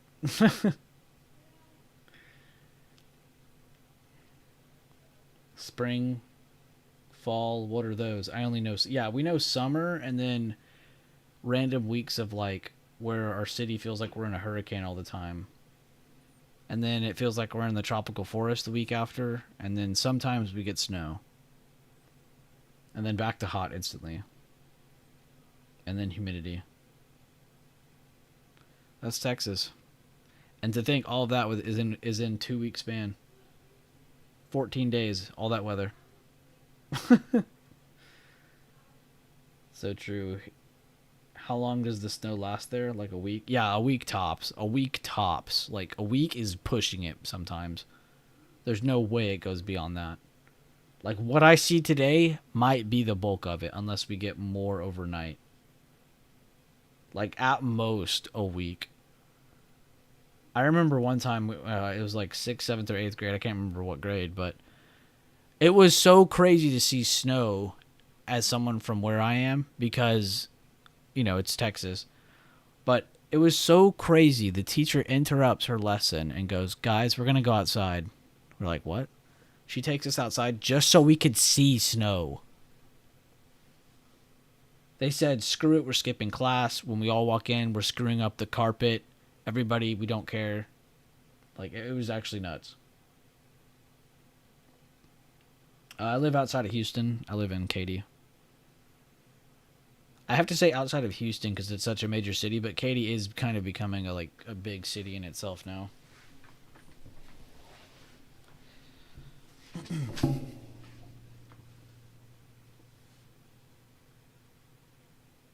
You get all your seasons in a day? Jesus. Oh, you're Bobby Shore, okay. I recognize that name.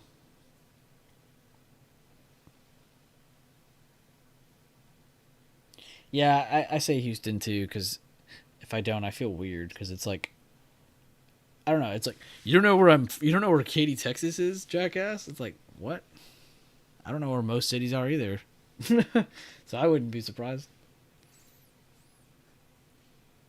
I was here during Vegas's first snow in like 20 years, but it was that nasty, stinky snow. What? What happened 20 years ago in Vegas? Like to death, please cue me in on that. We used to get exchange students in high school, and some had never seen snow in like being like 16, 17. Oh yeah, dude, it trips people out. Like to y'all, it's probably fun to laugh at because it's like you're so used to it, but I'm sure it'd be the same thing if I dragged your ass down here and shoved you in an attic for 20 minutes. Like, wow, it's really hot up here. I'm like actually dying, I think. Like Google searches, what's the temperature you start dying?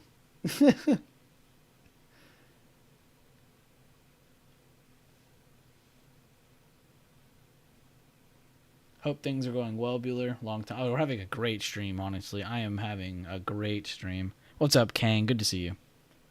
Another name I recognize. You know the area well. Good. Attics are fun. Yeah, they are very HVAC wheel typing. Yeah, y'all have it the worst. I thought I was in the attic a lot, bro. HVAC people live up there. It snowed. It never snows there, but the snow is gross, I swear. Wait, are you rapping at me?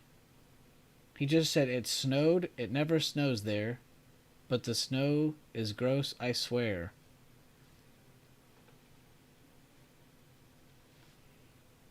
Bro's having a rap battle. No, he's not. He said, what? No?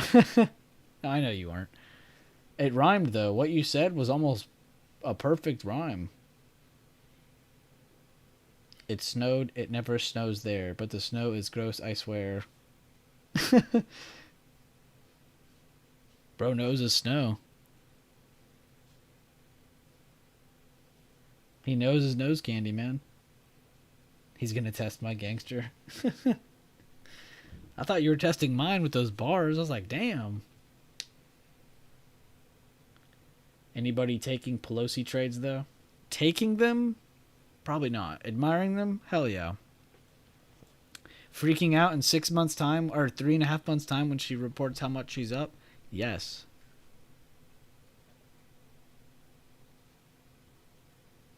He's a poet and he didn't even know it. Look at y'all. I didn't know I had a bunch of lyricists in here.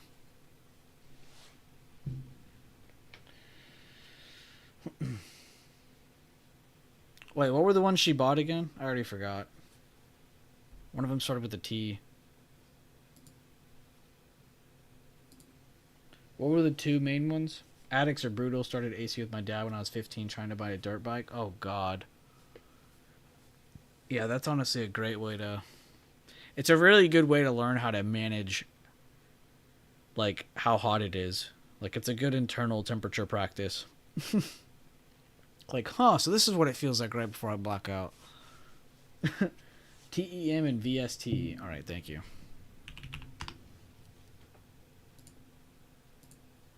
I don't know. Anything she buys, man, like, I'm not hating on it. I don't like her. But the things she buys, it seems to just always work out. So, I don't know. Take that with a grain.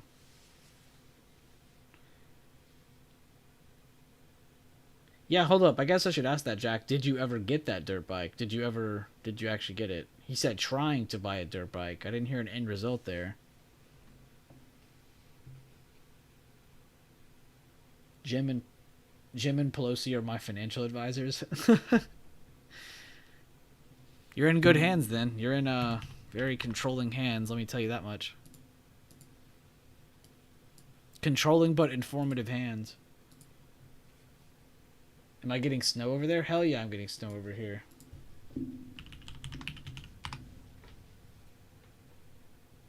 I knew I was going to get that question a lot when I started my stream.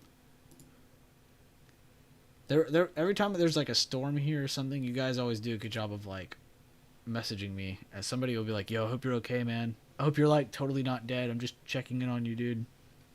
I appreciate those I hope you're not dead messages. Yo, what's up, Shaq? Sorry you came in and that's the first thing you heard me say.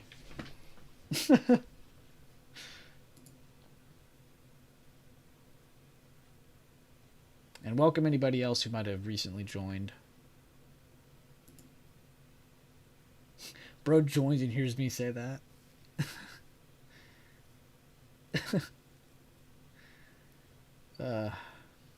I always look out for if anybody joins as I'm saying something like that, because I'm like, man, that would be some shit to just join my stream and that's what you hear. Had to make sure you were living. I appreciate that. Not just like some AI program talking like me or, you know, some scripted whatever.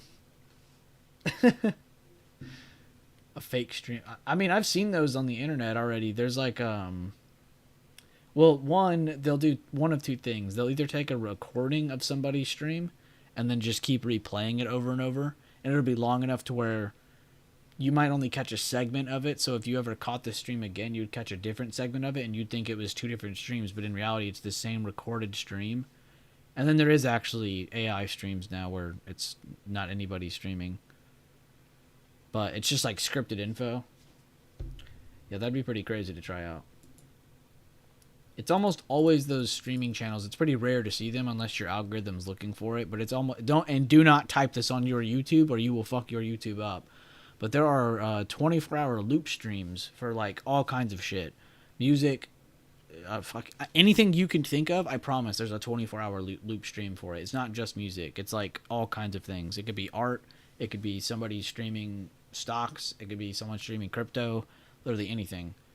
And a lot of the time, it's like a fake person on the screen. That fake person is a lot of the time a computerized whatever. I don't even know the terminology for this anymore.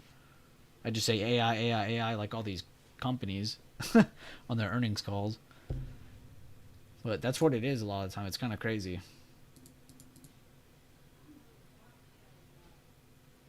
He said, LOL, yes, I did. My dad met me halfway, though. That was the deal. A 2-stroke Honda. Okay, cool. Dude, I forgot about my dirt bike era. We had like 3 dirt bikes, and my neighborhood at the time was being like heavily constructed on. So there was a lot of just like empty lots and a lot of streets that were built, but not a houses on them yet. And it was literally perfect for dirt biking.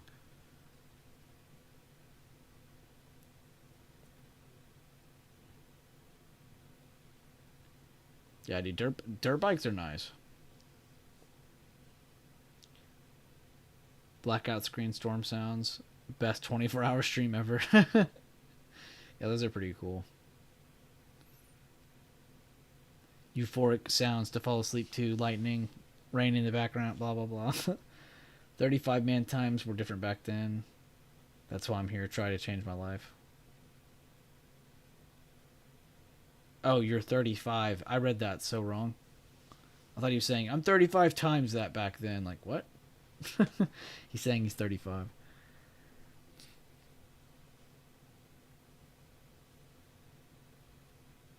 How is it? Let me ask you an important question. How is everyone feeling right now on your trading, in terms of today, like right here, right now? Did you take any trades? Did you feel like you were in control? Did you not take any trades? Did you feel you were in control, in terms of deciding that you weren't going to trade? People getting liquidated 24 hours ASMR. Oh my god, lag.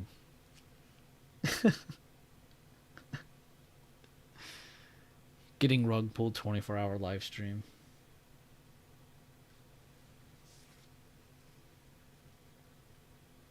Yeah, Kang. That's why I said it twice, because it was like I wanted to word it in a way that was like for people who traded and for people who didn't, because like, you know what I mean. I mean, but like, to not trade is still like taking a trade, because it's like you're still making that emotional decision to not touch shit, and to actually follow up with the discipline and not take a trade too, to actually stick through with it, is another level.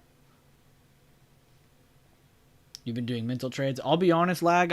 All I've done are mental trades. I've been doing the same thing. I've been looking at this, and honestly, it wasn't until after this one happened that I was like thinking of shorting against this, longs against this. Like, that's all I've been doing in my head since this happened. But it took this much information for me to finally think in my head to do that. Like, not like I'm slow. It's just in terms of like where my confidence finally allows me to do that. Because it's like, But we went over this exact scenario in the beginning of the stream, so that's why I can actually confidently sit here and tell you that. Because it's not like it was a scenario that was just like so out of the way that I just could never have imagined it. Like, no, it makes sense to me, right? Think about it logically. If there's no news today and we gapped up, and the news was bullish, but nothing like extensively, it's not like interest rates got dropped.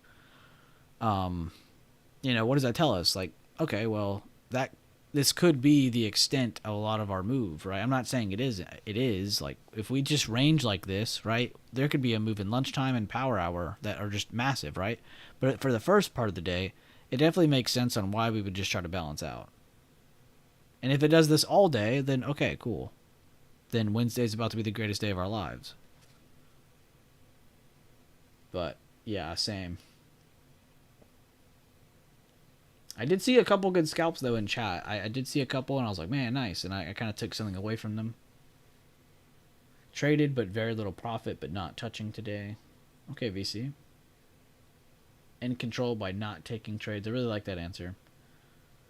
I'm feeling more calm about not taking every trade and just waiting for very good setups. My goal is to minimize losses by going after really good trades. I like that, and that's a really good way to do it. Kind of compressing your wins. Like trading less is the goal. Like if you can trade less and focus more on quality, it's so nice. It's not just for your profit loss. Like it's also for you, for your mentality.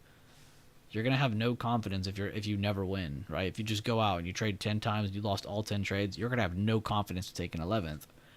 What about the opposite scenario? What about someone who's enlightened? Someone who's, I say enlightened, someone who's motivated though, someone who's reinforced by not just their setups and their strategy and things they've actually gone over and just the logic they use day to day and move to move.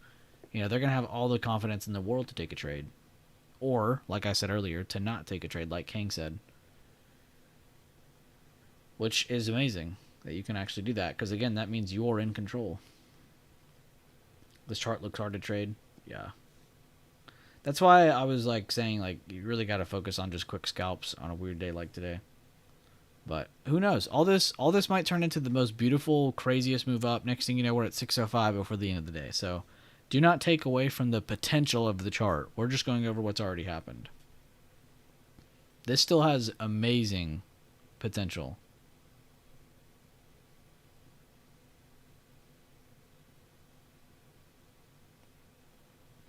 My bad, guys. I'm catching up Tails' messages. Feeling like 2025 is the year to be more disciplined and level up. I agree. I like that. Maybe good for option sellers. Break even today. Feeling in control though. Good stuff, Shaq. He said break even today, but he feels he's still in control, and that's good. So regardless of your results, I'm glad you at least feel that way. That you're actually making the decisions you wanted to make. You're actually, okay, I'm buying here. I'm selling here. Instead of just kind of tippy-toeing everywhere and kind of making a mess of everything. Took one trade, felt great in my trade. Did a lot of operations Sunday and Monday. Oh, preparation. Why the fuck did I say operation? I was excited to see where we opened today. Yeah. It was definitely nice. 30-minute chart has small bodies with long tails. Good looks, Dr. J. Zooming out to a bigger time frame. That's always the best. When you can plan a trade, stick to your plan, and see it play out. Yeah, that actually feels the best. It's like, I don't know, like planning to do something, doing it. Just, I don't know. Something about it. It hits different. I'm here too now. What's up, Tobias? Good to see you. Yeah, I saw you posting in your channel. I was reading. IWM stutter stepping, it's way up. I like that, dude. We're already using the stutter step term. I love it. Maddie Ice saying hi, Tobias. Look at you, Tobias. I told you were popular. You damn nerd. These Europeans, man, you really got to hold them up. They're just so depressing. You really got to hold them up, man. They'll just down themselves. You got to pick them up. It's like, bro, we get it. You're European. We're not. We can be friends. We can have cool conversations. You golf, Bueller? You seem like the type to golf and have some brewskis. I will definitely have some brewskis, but no, I do not golf. I would probably be the type to go golf even though I don't know how to golf, just to vibe out. That is the epitome of me. I wouldn't know what I'm doing, and I would just be there for a good time. I'm that guy. Just took the open back. Good call out, Vanessa. Do we get a close above? We shall see. I like how you're talking to yourself though. Good stuff. I am the only tech optimist on the continent, dude. I know, it's fucking depressing. That's why you're the only European we talk to.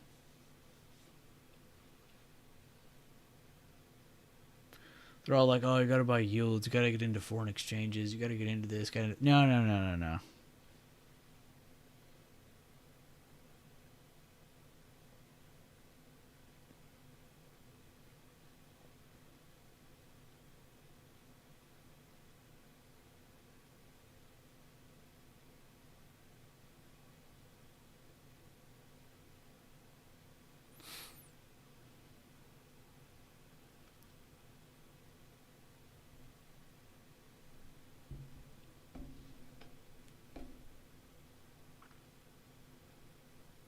Yo, what was up with Elon doing the? I'm not trying to bring up a weird topic or say any weird names on the YouTube stream because if I say anything, dear God. But you guys know what I'm talking about, like the old German thing they did in World War II. I can't really say the term, but you know the thing they throw their hand out in front of their chest. Why was Elon doing that at the presidential thing the other day? I don't think he was meaning to do it. I mean, he has Asperger's, but like, why was he? Why was he doing something to even remotely look like that's what he was trying to do? Y'all saw that, right? I don't know why that randomly hit me to ask y'all that, but I saw that and I was like, huh? He was giving his heart out, bro. Yeah, that's what it looked like, bro. I wasn't even looking at it that way. I was just like, as soon as I saw him do it, I was like, huh? Like, bro, saying my heart goes out to you after doing that though is crazy. Cause like, bruh.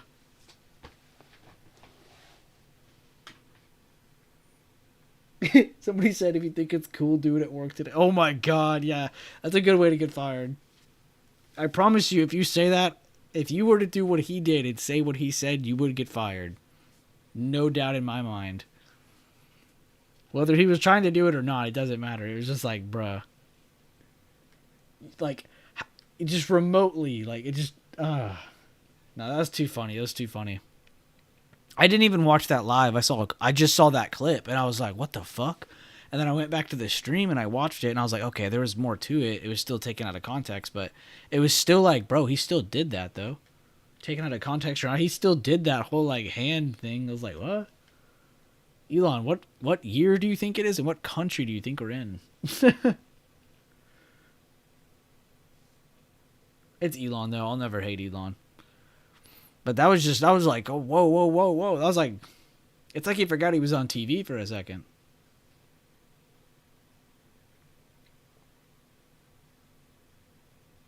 Bueller, good morning. Can you show how you got the 60? It's 0.65. I think it's an emergent candle. But let's look. You asked, so let's look. Where am I looking? Oh, here. 600.65 is an emerging candle from November 26, 2024.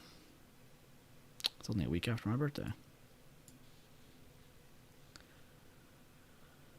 But yeah, just an emerging candle. And you can see I redid my chart. I don't know. It's like a fun thing I do on the weekend. Like if it's Sunday going into the new week, or in this case, this week it was Monday going into the new week, I'll just clear my chart. I'll re-add all the bigger time frame. Or actually, I do it backwards now. I don't know why, but I've been adding these levels first, and then I go to the bigger time frame on the daily, and then I add the emerging candle. I don't know why I've been doing that either, but either way is fine. There's no correct order to draw the levels, as long as you have the levels, just period. I like this curl up, though. It could intend for a good upside move going into lunchtime, maybe. Maybe. I say maybe because, saying lunchtime doesn't seem so bad. Speaking of lunchtime, what is for lunch today? Are we feeling... Oh, wait, there's a shit ton of ice everywhere. I should still try to push to get some Chick-fil-A, because that's what every average Texan would do.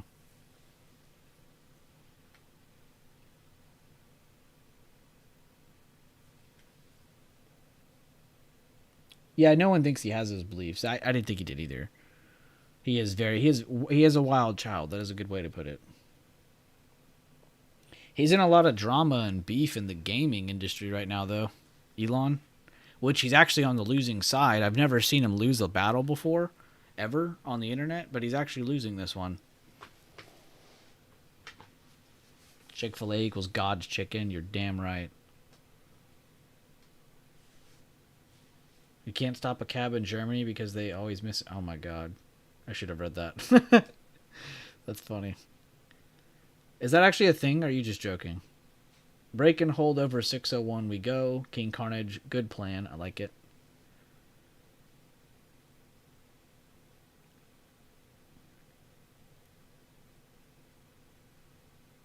Yeah, hell yeah, I said it with my whole chest. Chick-fil-A is like... Chick-fil-A's been there for me when people haven't, That's the kind of place I'm talking about right now. She just broke your heart? I don't care. Go to Chick-fil-A.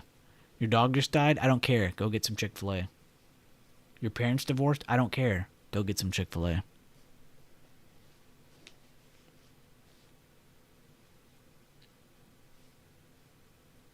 Chick-fil-A is there. He said, but what if it's a Sunday? Oh, pray to God you can make it 24 hours. Yo, that is actually a funny thing to talk about. Has anybody ever done that before? So one day, I think I was hungover. It had to be being hungover. I had to have been fucked up to some extent. But it was a Sunday, and it was in the morning, and me and my friend woke up, and we said, man, do you know what sounds really good right now? I look over at him. I said, Chick-fil-A breakfast. And we both get up. We have no, like, there's no thinking involved. It's just like saying it, doing it, getting in the truck, going. There's no thinking. We get there. We're like, damn, this place is dead. Why is that? It's Sunday. I was the most depressed individual in my life. I didn't even think about the whole Sunday thing that time. That was a very long time ago. But it was very depressing. I'll always remember that moment because it was like, damn, like this shows you how hard Chick-fil-A hits. Like the fact that they're closed on a Sunday and you're still thinking about it, like it makes you crave it more because it's closed on a Sunday. You would think that would have no effect on you. You'd be wrong. But yeah, that hits different, man. When it's a Sunday and you want Chick-fil-A, it's very depressing because it's like, damn, what else do I get then? Like Popeyes, you're like, that's not as good.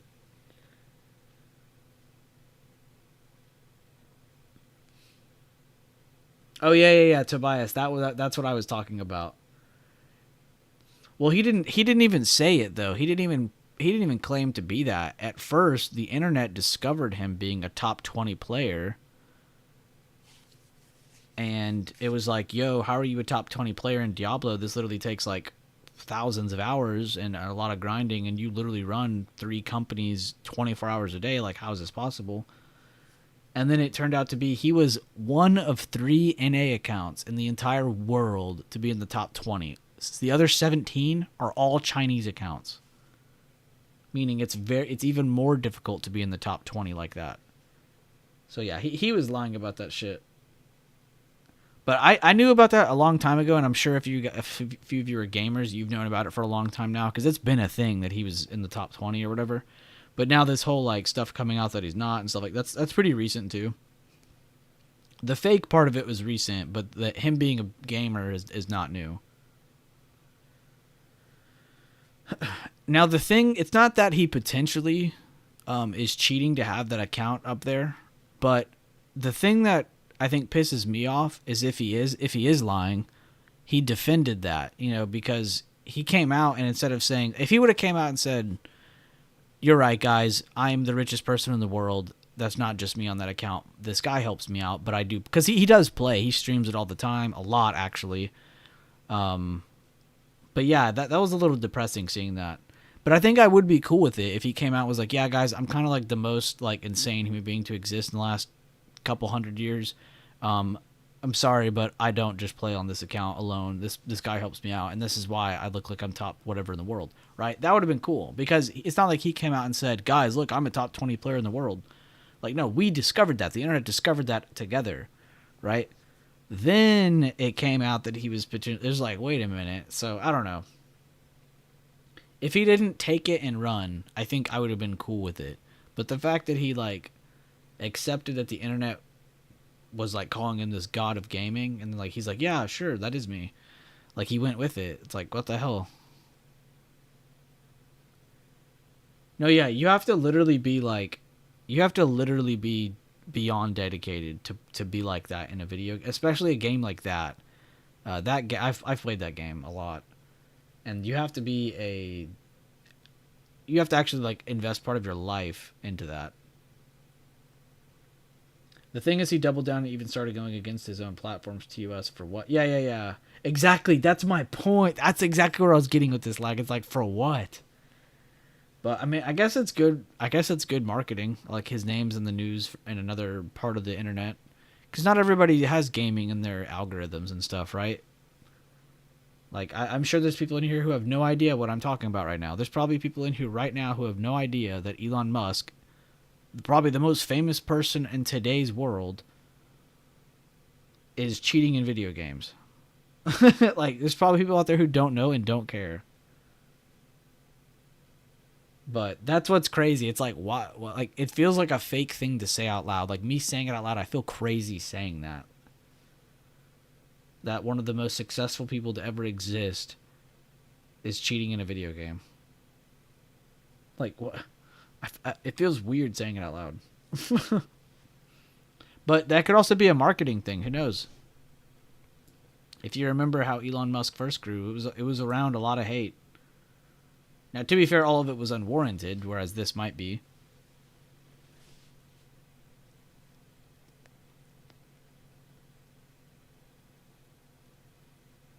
Cover up worse than the crime. Exactly. Exactly. That's exactly what it is.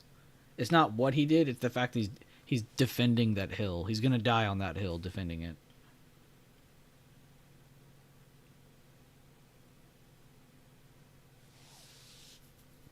Yeah, pretty nuts.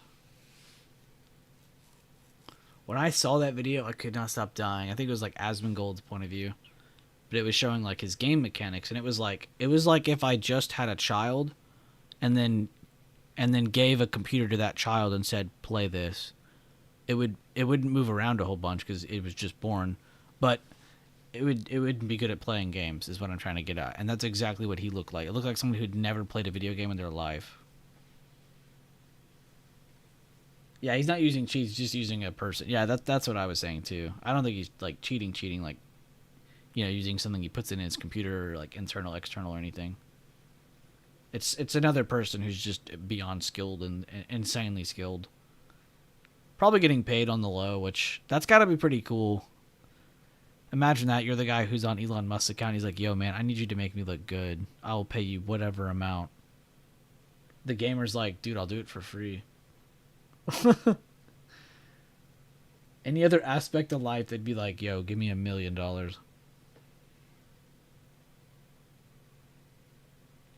You're trying long now, risking the low of the hammer. Oh, of the 5-minute hammer? Good, yeah. That doesn't look too bad. I like this little bit of offense by the buyers here on the 5-minute. I like the 1 minute a little bit as well. It's starting to develop, but we're not done yet on those time frames. We'll see what we get. I think I've already become more focused just reading what y'all are saying. I flipped through the sectors a bunch and was looking at SPY with y'all, and it's just, I don't know. There's probably a really good lunchtime move or power hour move in this chart, though. So, guys, trust me, like, whenever these days get boring, there's almost always at least one really, really, really, really, really good move. So, you gotta be patient. That's the real reason why he wants H-1 visas. It's to bring his alt account players into his country. And so he can go visit them in their country. I would play it for free, but would get $1 million to sign the NDA. Oh yeah, that's probably more accurate. Yeah, it's like it's free, but regarding Elon, it's NDA. He's like, "Oh, I just got you pregnant. Here, sign this NDA, and I'll pay you a bunch of money." Yeah, you can't talk about the existence of anything that's going on here, but you're rich. You get rich.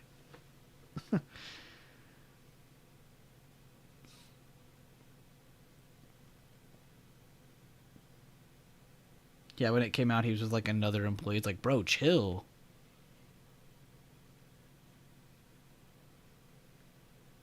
There's how many people on this planet he keeps impregnating the ones that work for him? Consolidating on a current day open. Yeah, big fight here on the 5 and the 1.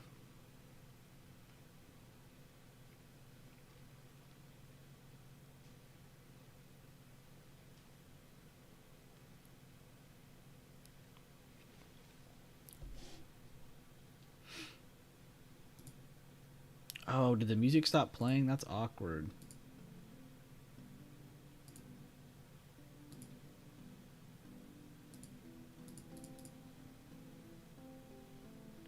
Damn, you telling me 10 people left stream because I turned off Harris Heller? On accident?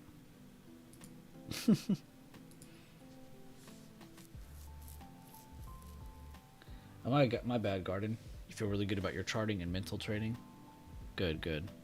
And honestly, those are really good beginning steps because, like, I say beginning, it's, of course, it doesn't feel like beginning because, you know, you've done so much to get to that point. But you know what I mean. It feels good to do that, though, because it gives you good, like, baby steps before getting into, like, actual trades. So when you get into an actual trade, you'll have a little bit more awareness, I should say. You'll have more control because you'll actually be able to determine what you're trying to do. Whereas, like, somebody who just willy-nilly jumps into the chart, tries to trade, like, they're not really going to understand what they're trying to go for. It's like, you know, what was all that practice for, you know? So, definitely apply what you've been practicing when you do jump into your real trades. But I'm glad to hear that. It's good to feel confident about, you know, your reps and your preparation, because that's probably the most impactful part of trading. People think it's entry and exits. It's like, bro, that's none of it. That's maybe 10% of your trade. You preparing for it, though, you going over it beforehand, that's everything.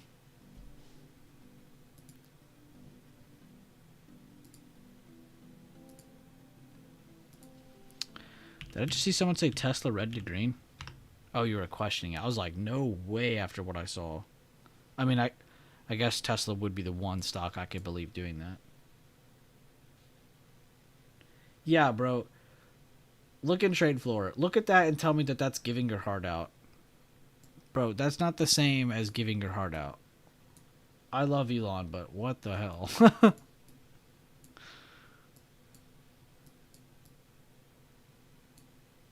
There's a billion other ways.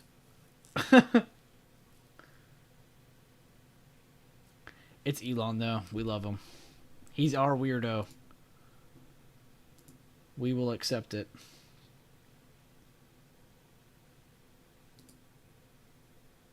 Bro, why is it only playing one song? Why am I being trolled?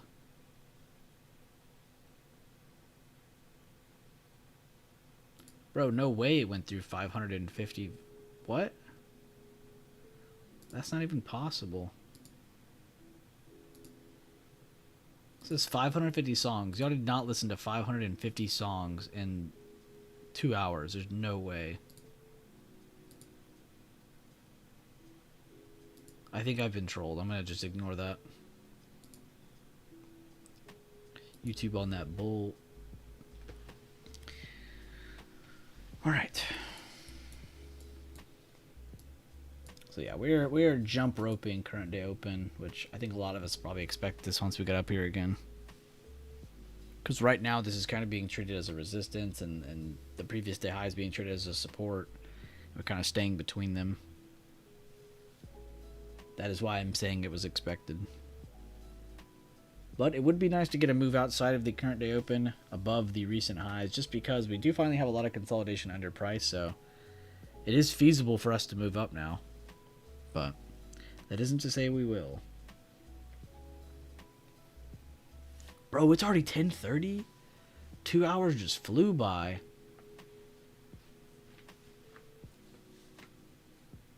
It's always those weird days where it doesn't feel like we're moving around a lot. That I swear time flies. You would think the opposite, though. You would think that would feel like time is slower. Or maybe it's just for me because I'm sitting here talking a bunch, going over stuff, but I broke my mind when I looked over and saw 2 hours have gone by. I wonder how soon SPY hits all-time high in 2025. Last year it was... Oh, you're saying last year was January 19th. Okay. Yeah, I don't know. Interesting. What does everybody in stream think? If we do hit all-time highs, what part of the year do you think it'll be? I'm going to go out on a crazy estimate here. I'm going to say before the end of summer. And I only say summer because I feel like that's just when the most active it's going to be. That's why I say then. I'm going to say end of summer. So like June, July going into August. I'm just going to say July.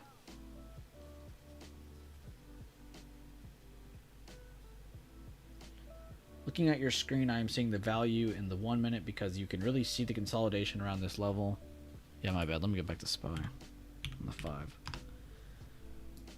It's just nice because like this gives you like a little bit more of a zoomed out approach. This gives you something to actually, you know, attack.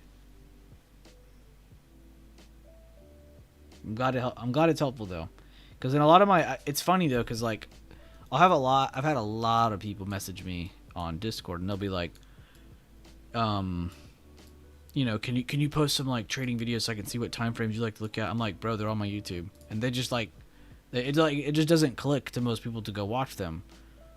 And so I was like, you know what? I'm just gonna start streaming this stuff more because this is how I trade. This is how I look at stuff when I look for scalps. Like I go to the 5 to the 1. Like right now I like these higher lows, but today I'm just not feeling it. But going through those and just like breaking it down from one to another, like it's helpful. Like it gives you better awareness. You feel like you're just like better. You just feel better, and which is good. You want to feel that way. You want to feel confident, but not in like an egotistical way. I don't want to come off as like some weirdo.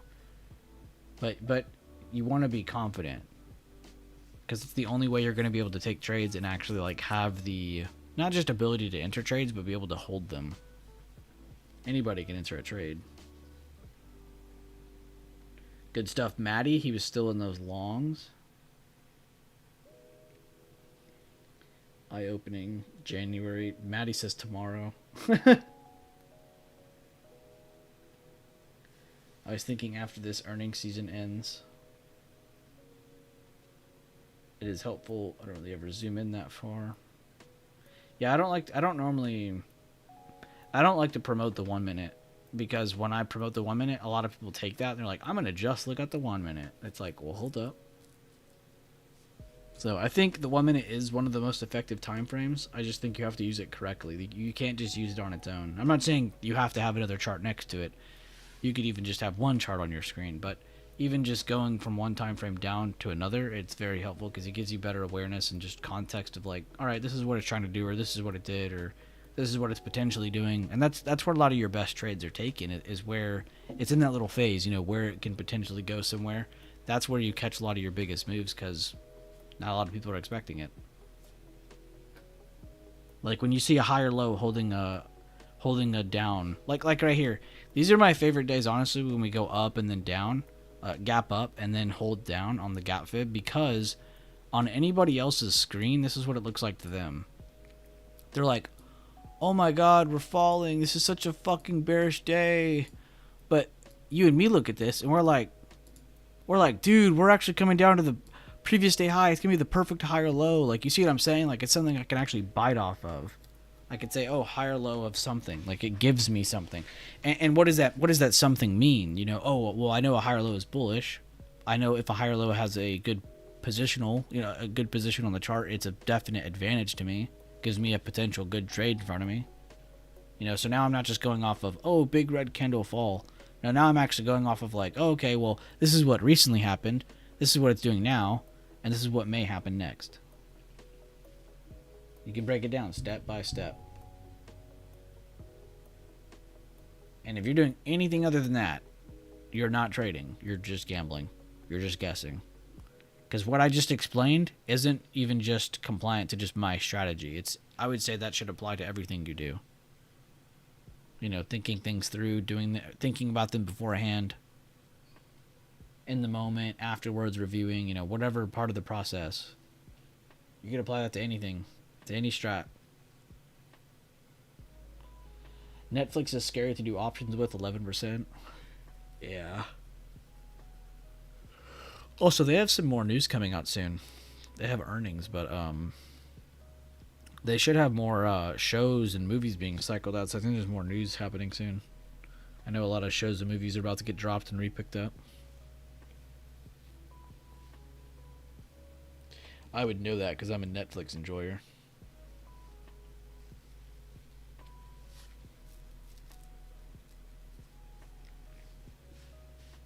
Stop is at current day open for break even. We'll take her for at 6 at 140.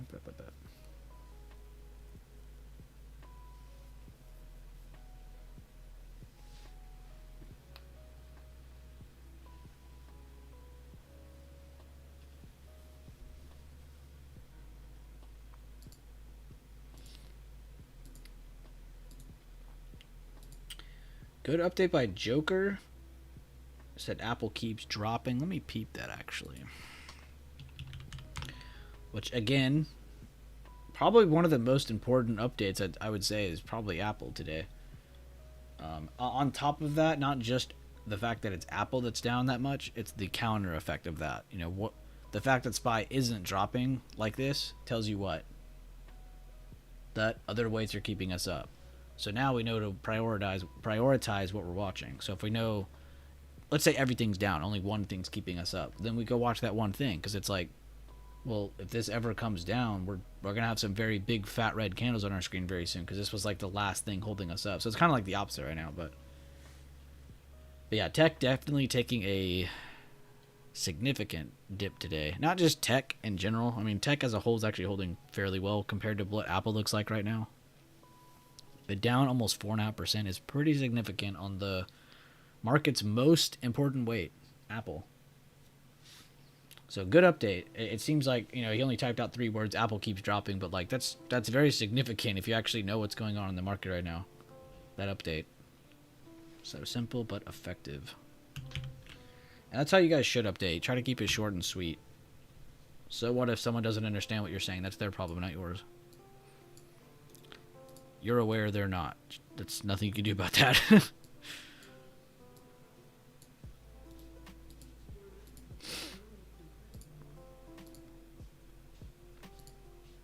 Damn, nice, Devo. On his commons trade.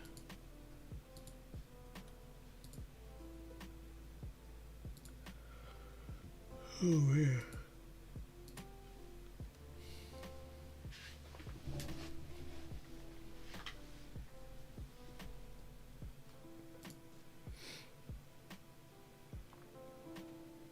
I saw you say new president. I thought, and then a comma. I thought the next words were about to be new me. New president, new me. New president. He's gonna spend maybe not as much as we think, though. Spy melted up and IWM is strong. Yeah, small caps definitely got the best of the move so far. But even just the open was better. Their open was way cleaner in terms of the price action that followed after. Sorry, I like to break things down extra because I hate when someone just vaguely says something. It's like, oh, like I'm supposed to know what that means. So I like to say it and then break it down a little more because it's not always so apparent to everybody.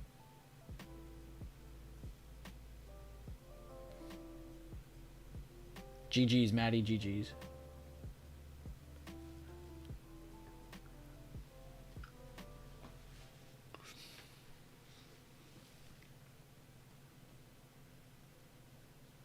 How was the stream, though, guys? Thank you. We actually just reached over 40 likes. I just looked. Thank you. Appreciate that. I didn't know what today's stream was going to be like. I knew what today's market was most likely going to be like, but I'm glad we at least still all met up together and went over a couple things, because I think these are definitely the days that I should definitely be streaming, because I think a lot of us like to overtrade, but it's nice to be reminded what we're supposed to be watching. Now, again, guys, you need to remember, you need to figure this stuff out on your own, too. I can't always be here to tell you what's bullish and what's bearish. You know, you know the system. You got to figure it out on your own, too. So, outside of my post and my directions on stuff, like, you got to, you know, try to learn it for yourself over time. And that's why I always try to give you these little pointers, and we always go over context and just these simple conversations that seem so basic, but, like, they are very impactful, because it's about all the important things we like to do with our system or our strategy or whatever we're trying to do. The order to do things, I think that's something that not a lot of you are used to hearing, that there is an order to do things correctly. It isn't just random. Let's say we break a level. Yes, that's a 40% open range breakout, but what is it without context? It's nothing. Okay, well, what if we look at, well, about previous day high, and then it held this, and then it did this, and it did, okay, well, now we have something else there. There's a whole other story going on there. Now we have a lot more context. Now it's not just an open range breakout. Now we know, well, actually, this is the higher low, and then it broke this, and then it broke back above previous. So now we know there's a lot more going on. I'm just giving you a random scenario, of course. But it's just, I don't know. It's empowering If what you're looking at, the info you're reading to yourself isn't empowering you to make certain decisions, you're not trading. You are guessing. You are gambling. It's as simple as that. It's a very easy way to identify if you're trading or not. Are you actually using what's in front of you to help you take a trade? By the way, guys, I really like this loss of 600.65. If we weren't range trading so much, I would be in shorts so heavy right here. With the stop loss at 600.65. Or whatever today's open is, 67 cents, I think.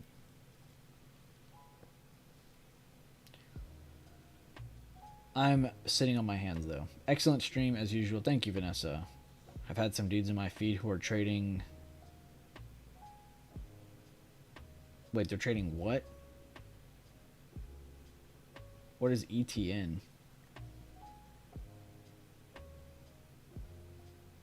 Oh, you're saying... Okay, my bad. Not gonna lie, FOMO got the better of me on that one. Oh, I saw that in your channel. Didn't you go over that? You said you took a little $100 hit. And yeah, Vanessa, that's a big reason I'm not really jumping into this, is because we are on a higher open. We've already held a significant amount of consolidation on an uptrend.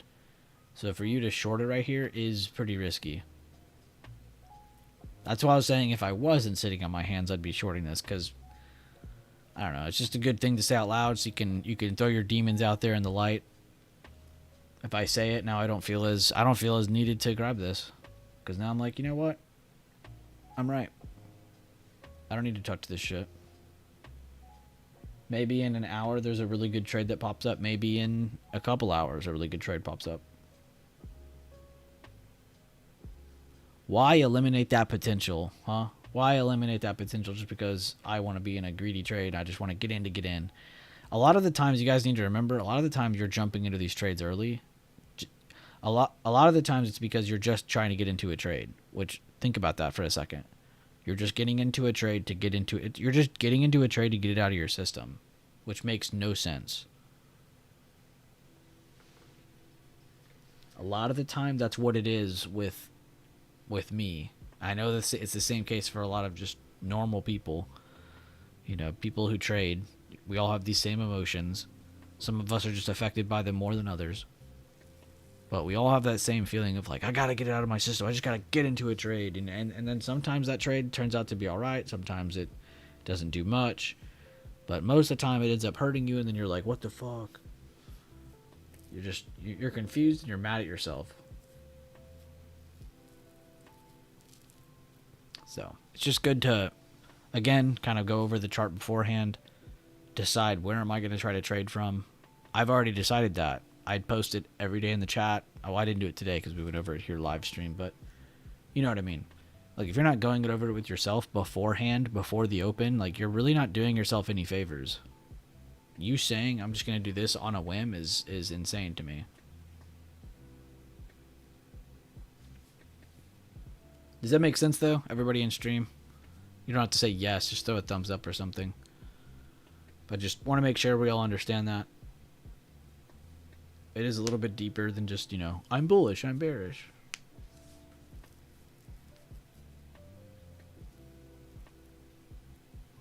Potential rejection of the 600.65 is still in effect here on the 1 minute. We can see we did get a little bit of a fight that brought us back up. And then the 5 minute was still just kind of progressing. But we did get a little bit of continuation there. Nothing crazy, though. Something to watch. Regardless of uptrend, downtrend, it's just looking over to your recent left. So if you zoom over here, I like to do this on the 5 minute. If you do it on the 1, you're a little crazy. You can look at the 1, but you should draw this on the 5. And you don't have to draw these out all the way, but I like to just kind of look at these for fun. So like here's like where price went up, then down, then up, then down. And it held here before going up again, before breaking that level. So I see that as a higher low, maybe a higher low region. You know, maybe this is where a couple of them are. And then I don't really count that one because it's the first pullback. But yeah, so that would be it. So basically, kind of just thinking in between, looking under this area for continuation down to this. So even if you aren't actively trading, you could still actively look at trend. Higher lows, lower highs, just going over that from the recent left. And to the upside too, you know, like we would need to get over not just, you know, I think a lot of us would look at that and be like, oh, we need to get over that high. It's like, yeah, no shit, but what else? Like, it really feels like we have a combination of highs to get over. There's the initial high, and then there's the high that popped up above it. It's the actual high of that move. So it's like you're not just watching one, you're watching two. I don't know. It's just kind of fun to watch outside of just looking at just the levels and stuff. It's kind of nice to have that trend in between to look at. To give you, it's kind of like maintenance, like in between price action. It's just good to look at. But if you ever feel like you're bored of just your levels, or you're in a trade, you don't have anything in between, look over to that recent left. What do you have right there? Typed out thumbs up, legend. But I was just making sure y'all understood, not to like, put it over your head that much, but it's very important. I really do take that serious. Like, if you aren't going over this stuff with yourself beforehand, and you're telling yourself it's okay to take a trade, you are not trading, you are gambling, right? So it's very important that the night before, the morning of, that you're going over this stuff beforehand, going, okay, well, this is what my levels say. We're opening up here, I think, about right here in this area. I'm going to be bullish above this, bearish below this, or I'm going to be looking for good trades from here or from here. Going over that beforehand to put it in your head. Therefore, when it does pop up, it isn't, oh, wow, this looks good. No, it's like, oh, wow, I had context on this. Okay, so this is what I was looking at. This is what I'm going to do from here. And this is what I'm going to do if I'm wrong. You can actually prepare around every scenario of your trade. It's very, very important. And context. I cannot stop saying that word more and more and more. This has got to be the most powerful word in the English dictionary for trading. Context. What happened previous day? What happened first 30 minutes of the day? Even that much would help.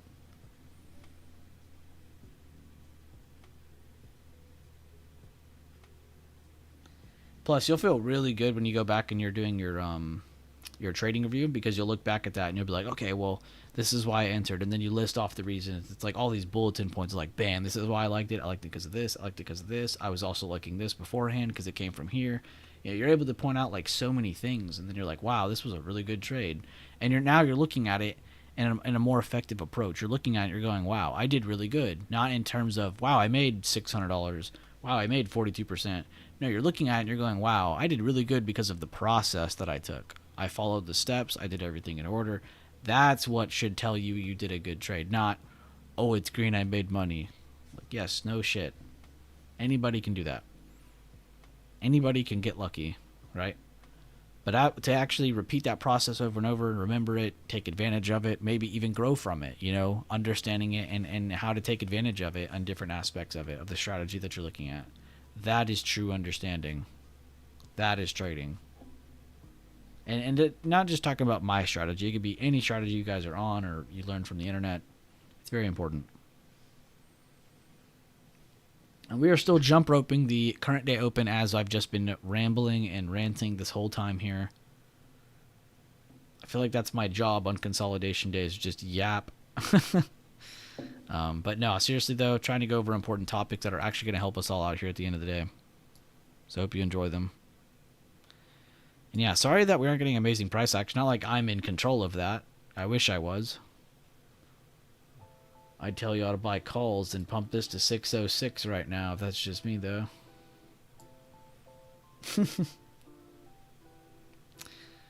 Pull a Nancy Pelosi on the ass. Buying video calls, guys. I'm going to pump it. I'm going to go visit Taiwan. I'm going to go tell China not to invade just so I can pump more semiconductor stocks. Buy low, sell high. I'm better at it with car parts, though, so I'm sticking with that for now. He's like, no, I understand supply and demand. I just, car parts. I like cars. Jacko's like the forgotten member of Fast and Furious. It's like they had too many characters and like, nah, we can't fit any more on here. We can't fit a Canadian token white guy on here, man. Like, you were like the character we never got in Fast and Furious. Let me call Jim and tell him how to tweet buy put so it can pump. Oh, wait, hold up. Gold Creation's cooking.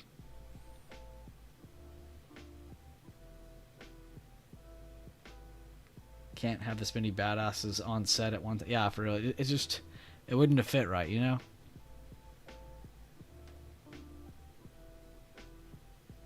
It would have been oversaturated, bro. You just couldn't.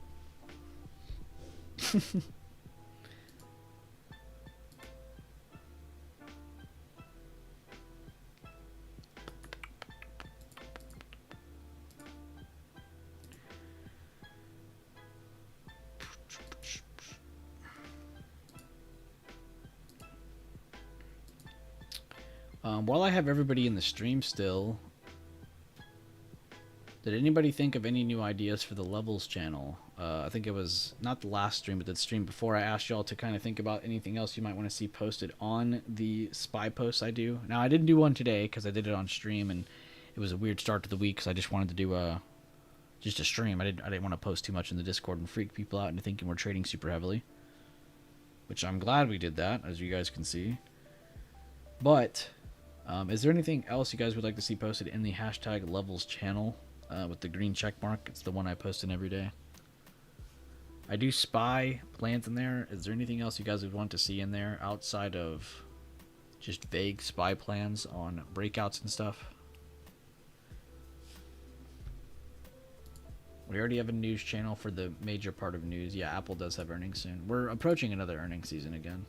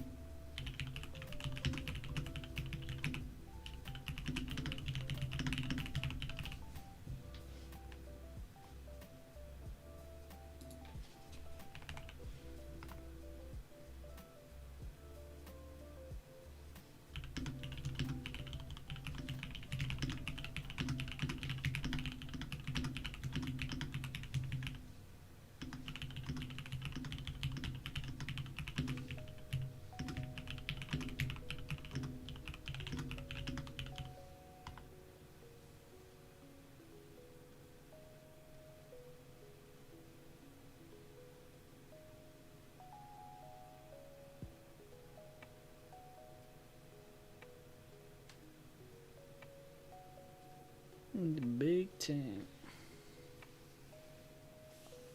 Hey, some movement.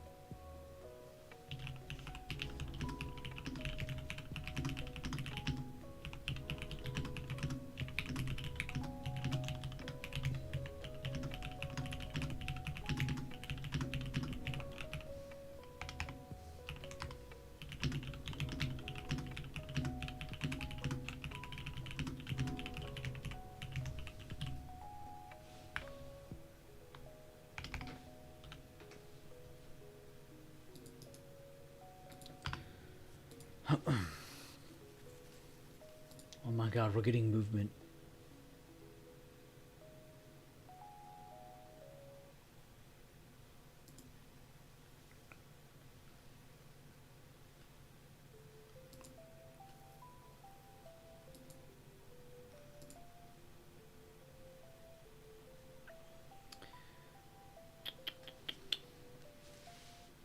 I did the honorable thing and stepped down.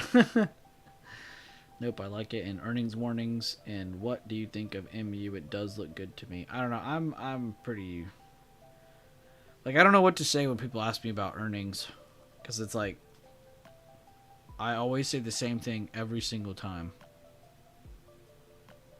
It's earnings. Like I don't trade earnings.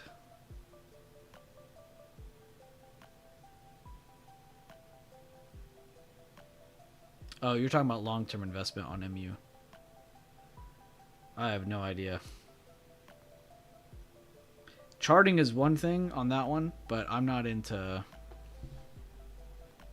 I don't really know much about MU compared to its competitors.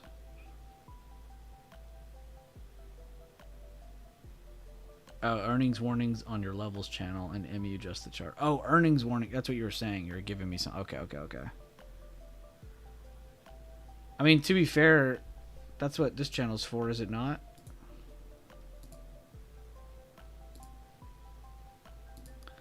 Oh, he doesn't post the earnings. Oh, yeah, he does. He posted at the beginning of the week and the end of the week. Yeah, it's in daily updates. I knew I wasn't tripping. I guess we could do better about posting, like, bigger tickers having earnings. Like, maybe I could add that to, like, some notes or something.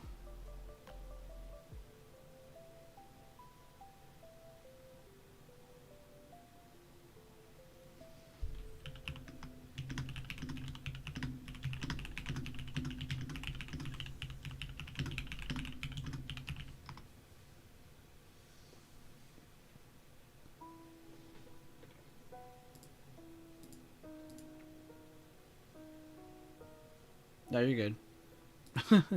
I was just like, when you first said it, I was like, wait a minute, isn't this already posted in chat? You're good. Samsung is building a chip manufacturing plant in Texas. Wow. That's actually pretty big. Where'd you hear that at, Neri? I mean, I believe you. I'm just, that's pretty cool. Why not, bro? Why not just put all of your money on deep out of the money Netflix calls for earnings?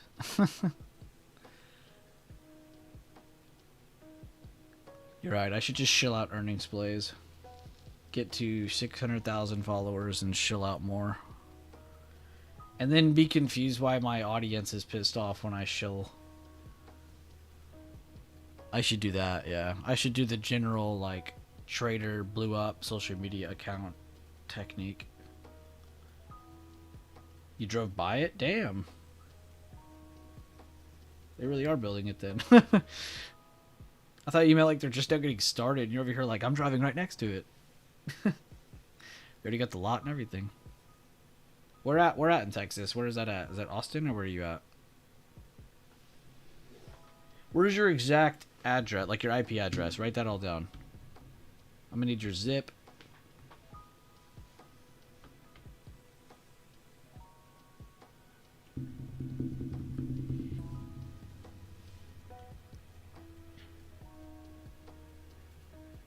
He said, hold on. Oh yeah, bro. Don't die while driving and in my stream. We have 0 casualties in these streams, so I would like to keep it that way. I don't know what I would do, man, if one of you got hurt while watching my stream driving. I mean, I would blame it on you because you shouldn't be doing that while driving, but I would still feel like shit. Social insurance number and CC number 2, please. Yeah. All those funny numbers on your cards. Lag to Death says that you know of. Yeah, for real. Somebody could have been a loner on their own, just out there in the world watching my stream. Drove off the side of a mountain, and that's the last we heard of him. Could have been a lurker in the chat. They never talked. We could already have an uncounted casualty, and we don't know it. I like that Lag to Death. Really keeping really keeping everything there for us. You know, whatever happened can happen.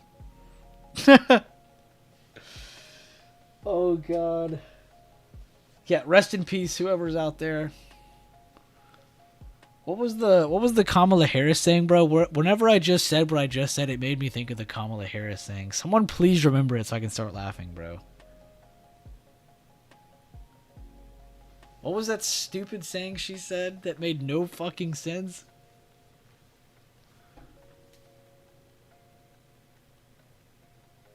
Yeah, rejection so far at High of Day.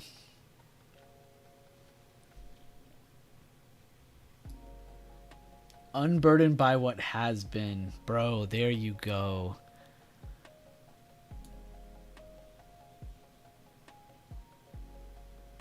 I wonder what the last words he heard was. Lag, it was like, buying puts at 400.65. Probably just some stupid update. Or me going through the weights or yelling at somebody. That would be the funnier one, is me going off on somebody. They like tune in and hear me say some weird stuff, and like that's the last thing they heard. The volume was what made them steer the wheel off the road. Oh god. It was even more my fault than I could ever imagine. This is a deep hypothetical. Over someone that might not even be dead. You feel bad for him, but how about his Uber customers? Oh yeah, dude, like how will they ever get around? Oh, you're saying like you're saying there's more casualties than just the driver. I see. You went even deeper than where I was going with that. Okay.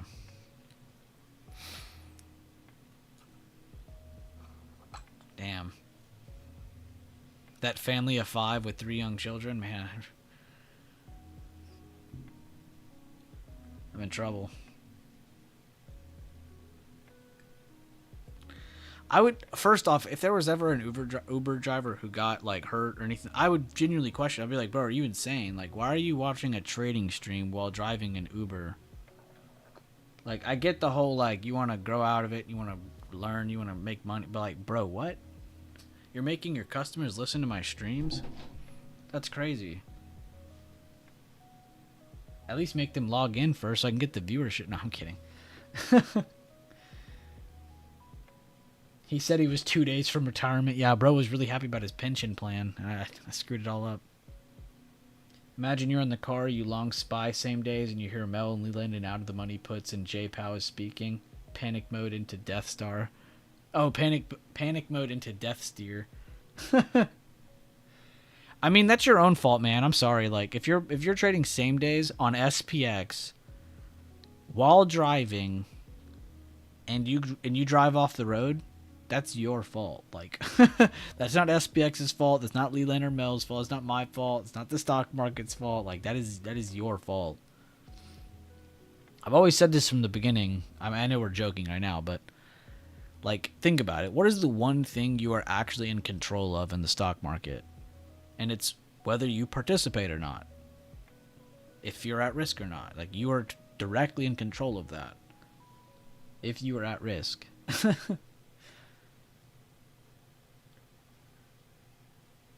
don't know. Something to think about. The only thing you're in control of is when you're in and when you're out. Which is essentially the same thing. When you're liquidated.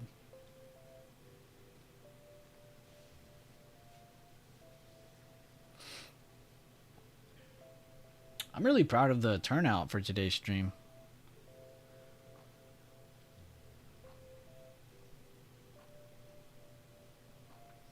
Post schedule full of streams, doesn't stream at all. Doesn't post stream schedule at all. Streams all week. Bueller. He actually lived and his loved ones goes on TV, says he's in a coma just whispering Bueller buys. Jesus, dude, that would be crazy. Lag is still running this hypothetical into the ground to put me in prison somehow. Or to make me feel like shit. Bro's in a coma and he says Bueller buys. I'm going to slap him and be like, bro, the first thing you should have asked is what is the price of Bitcoin at?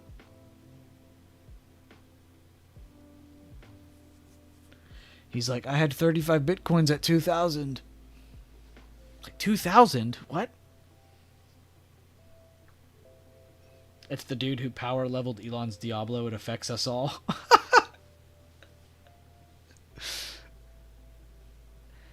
Now, see, that was funny because, like, I was such a big supporter of that whole movement of, like, wow, he's a gamer just like us. Like, I was so excited about that. And then seeing his movement recently, that was, just to, like, explain to everybody what set that off, is, like, the only reason he got caught is because he streamed himself playing. and he showed to the world that his mechanics are a shit, like that he didn't know what he was doing. And if you're a gamer the level he was explaining everyone in the world that he was, you wouldn't have movement like that. You wouldn't be clicking the way he was. Like, there's shortcuts to everything. There's ways to do things quicker. There's aspects to movement that you'll see in a good player that you won't see in a worse player. He had none of that. And it's like, what? Yeah, I've already watched a shit ton of content on this. I was in deep with the Elon gaming thing. I thought that was one of the coolest things ever. Like, the richest, most famous person ever is just a gamer. Like, how rare could that ever be?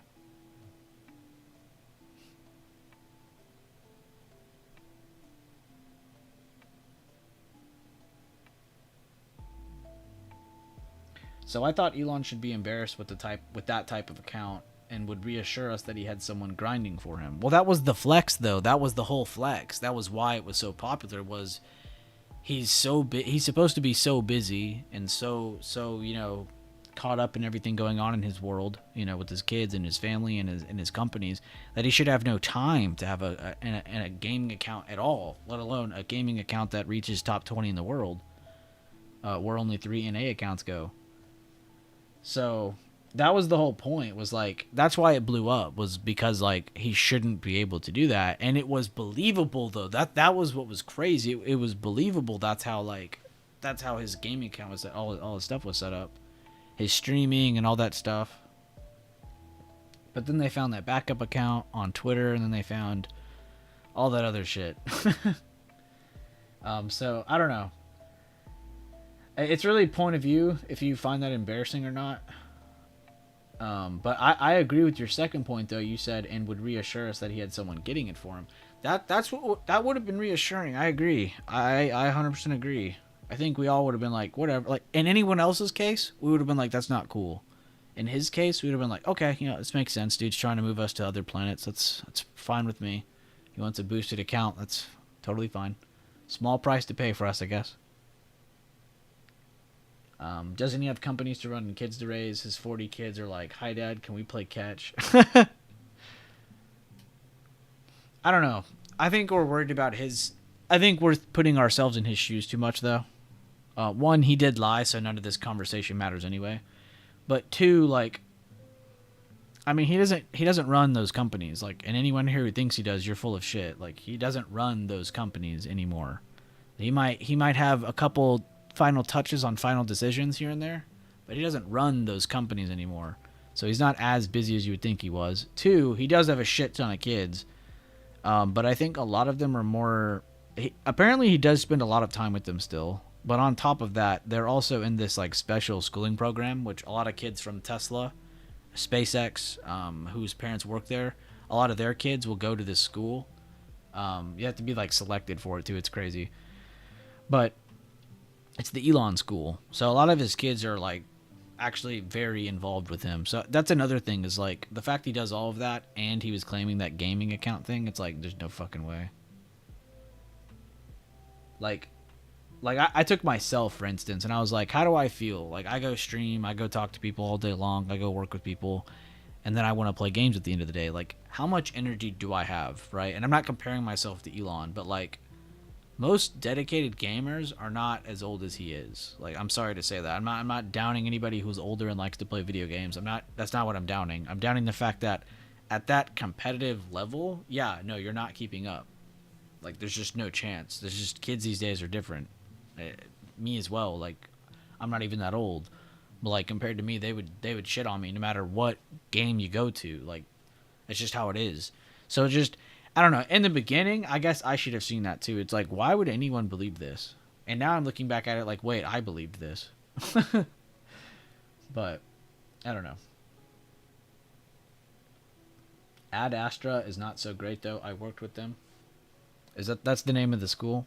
Or it's not a school. It's like, they don't call it school. They call it something else. But it's basically the Elon school. Be right back. The market going to make good moves when I'm gone. Bet. Everybody get ready. Dr. J's leaving. So we're finally going to get some movement.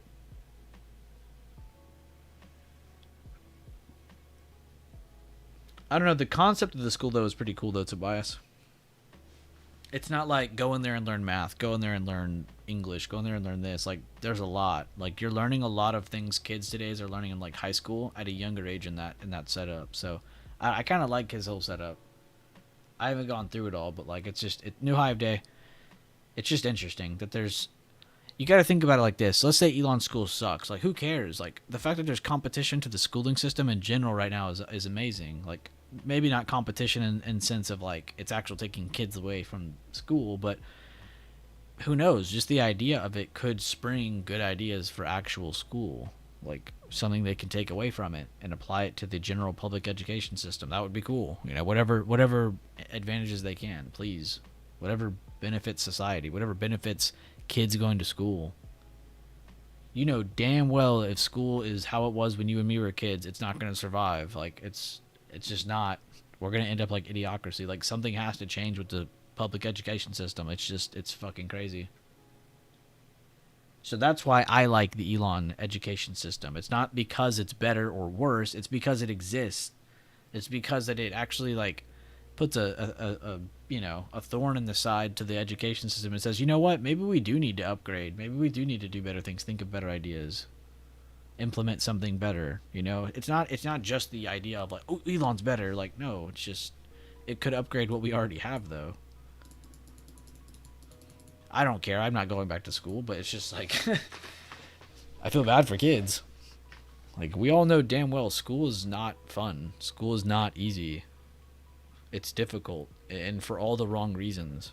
I don't mean difficult in terms of like we're too stupid to understand it. Like, no, it's set up retarded. Like, sorry for the R word, but like school's set up very dumb. It's set up in a way it's not meant to educate. It's meant to keep you down. It feels like, I don't know. It shouldn't teach kids to be entrepreneurs. It shouldn't teach kids to be not entrepreneurs. It should teach everything. It should teach every walk of life. Like you should understand how taxes work before you're out of school, not when you want to start your company and you have to go Google it online. Like what? How? Think about that. You pay taxes every year, but you were never once taught about it in school. Think about that. If that isn't a signal of a broken system, I don't know what is.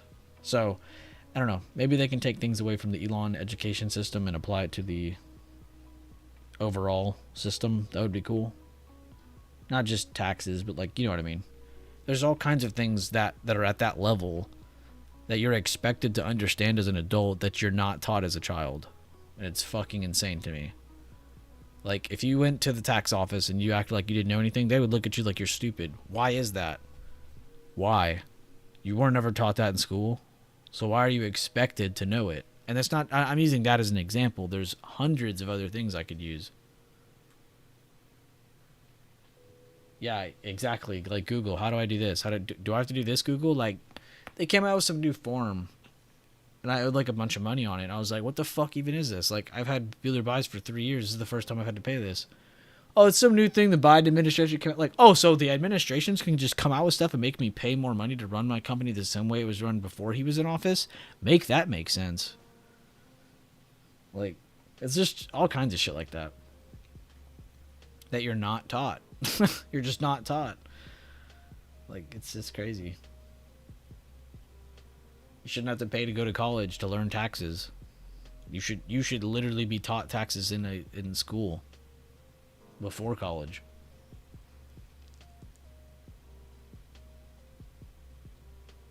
Yeah, Trump took out a lot. Was it really 78? Was that the final number? I saw it was pretty high. But is 78 the actual final number?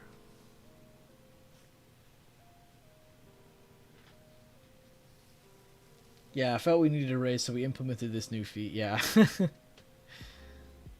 It is 78? Damn, 78. That is a lot.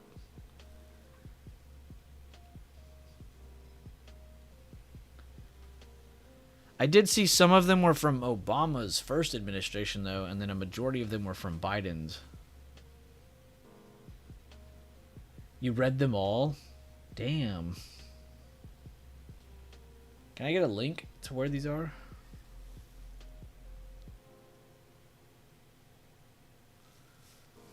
$78, that's a lot.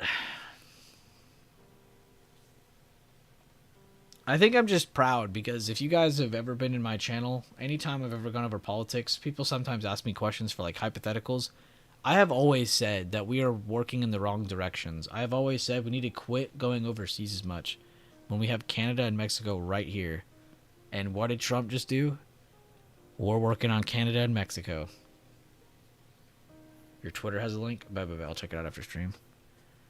I have for the longest time just been unimpressed by how we have always treated foreign policy, and then we won't even use it to our advantage for countries we are literally connected to. It is actually insane to me. We let Canada and Mexico run fucking rent-free. It's insane. We clean up the world's problems, and we don't even get anything for it. Like, what? We make our own problems pretty easily and don't clean them up. I mean, just look at California right now.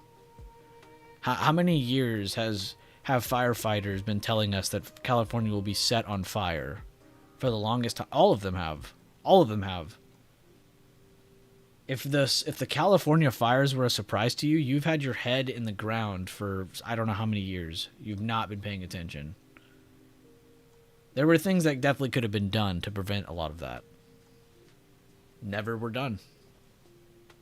It's the same thing here. It's like, if we keep wondering why we're not performing in the Middle East, it's like, well, why are we going to the Middle East? Why aren't we just performing in Canada? Why aren't we performing in Mexico? Why don't we go down to South America and help fix these countries? And that also, in turn, it benefits us infinitely. Cheaper gas prices, cheaper products. Like, who in America would complain about that? And who in Mexico or South America is going to complain about earning more money? Like, explain that to me. Explain that to me.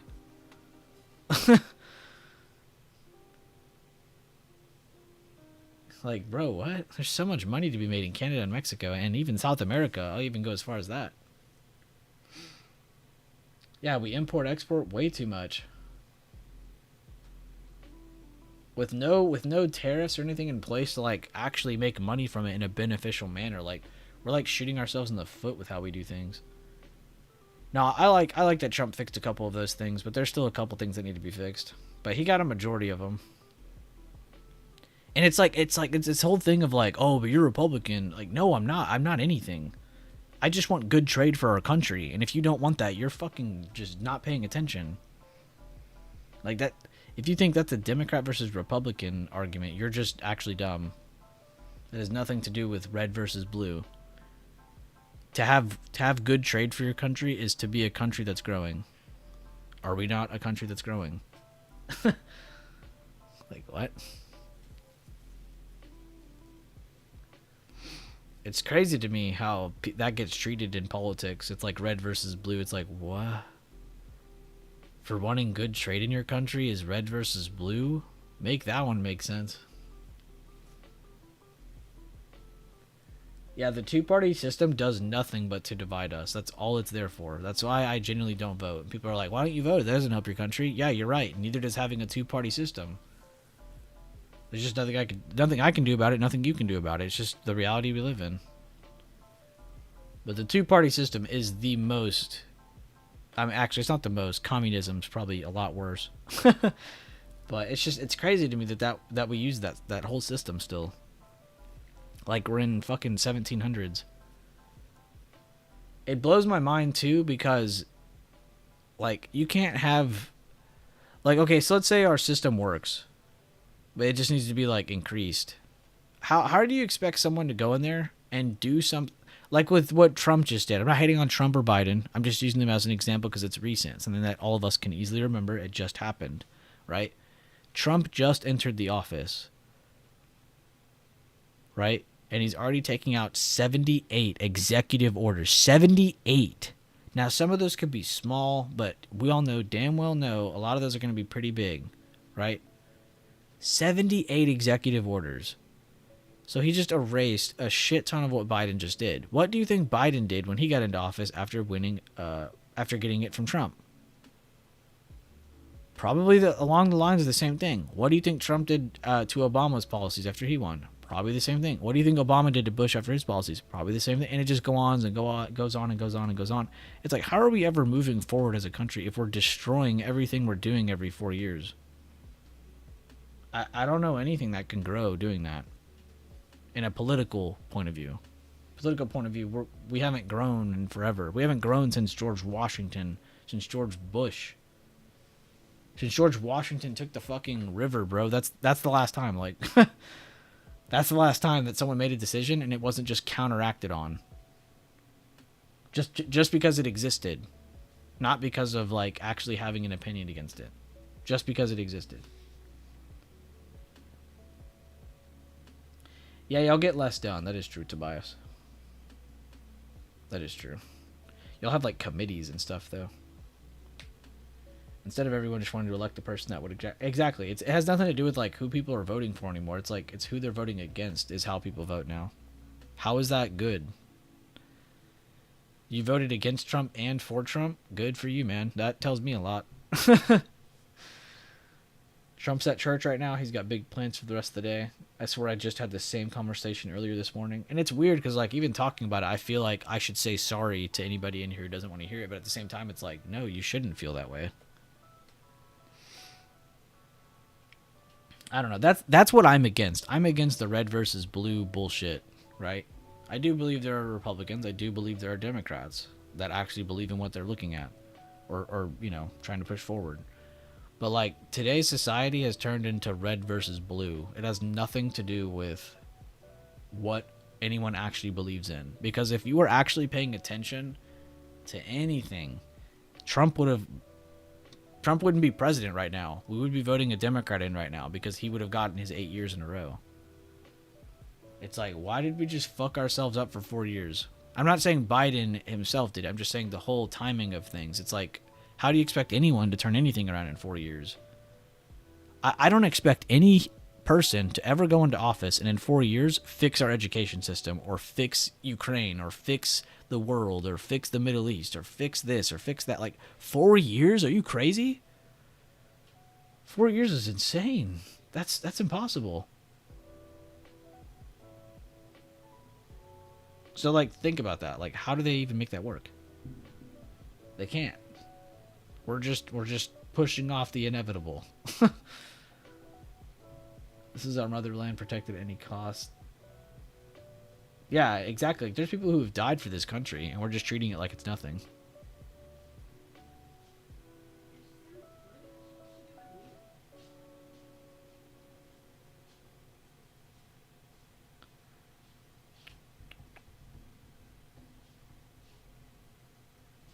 The inevitable is the pop that is coming. Send it. Brother, I hope you're right.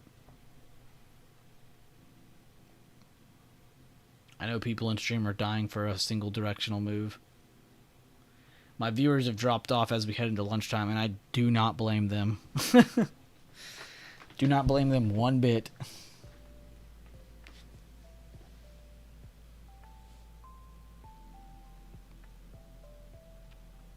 Whatever. I'm still proud of y'all for everybody tuning into the stream. I mean, it was like right at open, and there was like 40 something people in here, almost 50 something. It's like, damn. Like everybody got up and ready. That 3-day weekend treated everyone well.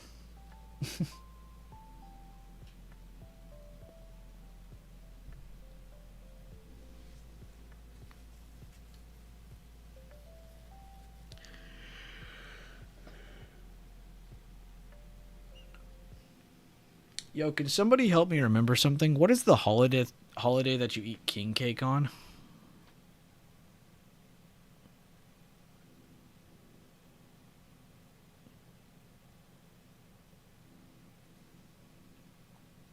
Mardi Gras. Holy fuck, I could not remember the name of that holiday. Thank you. Bro, I need some king cake.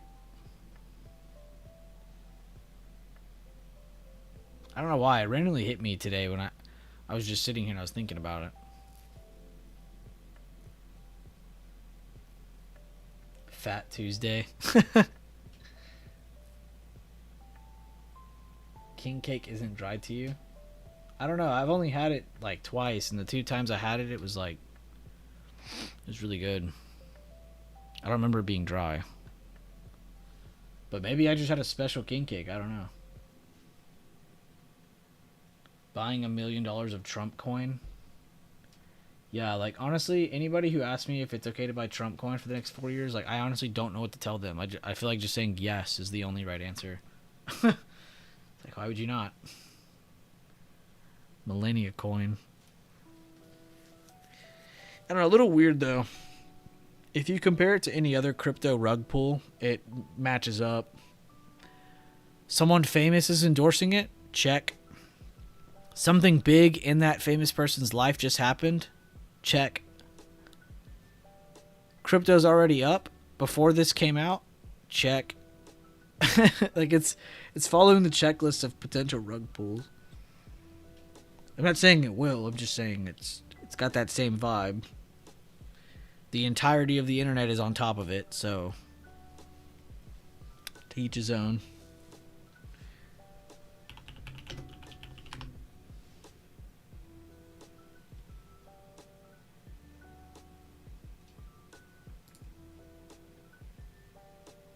It always tastes like dry cinnamon rolls to you? Huh. How is our president allowed to do that, though? I have no idea. Well, I mean, think about it. We let the last one sleep for 4 years straight.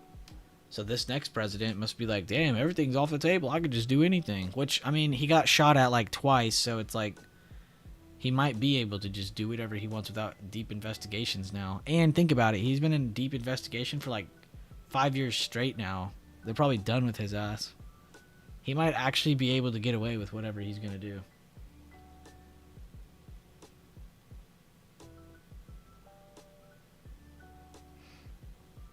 They're singing America in church right now. Oh, you're watching are they streaming that? They're streaming Trump in church?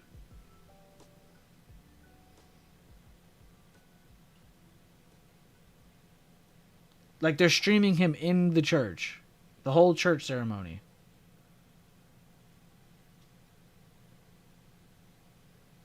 They already declared him a criminal. What's the loot? Yeah, exactly.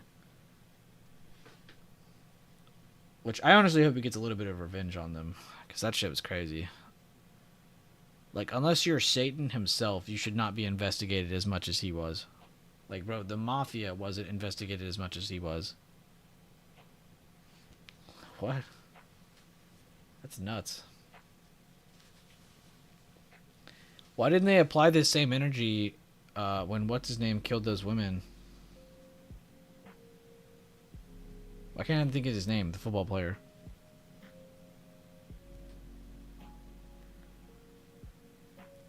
They already declared him. Oh, I already read that. That is so 2025, though. Wins presidency, comes out with crypto. That is the most 2025 thing I think I've ever heard. Or 2020's comment I think I could ever take away.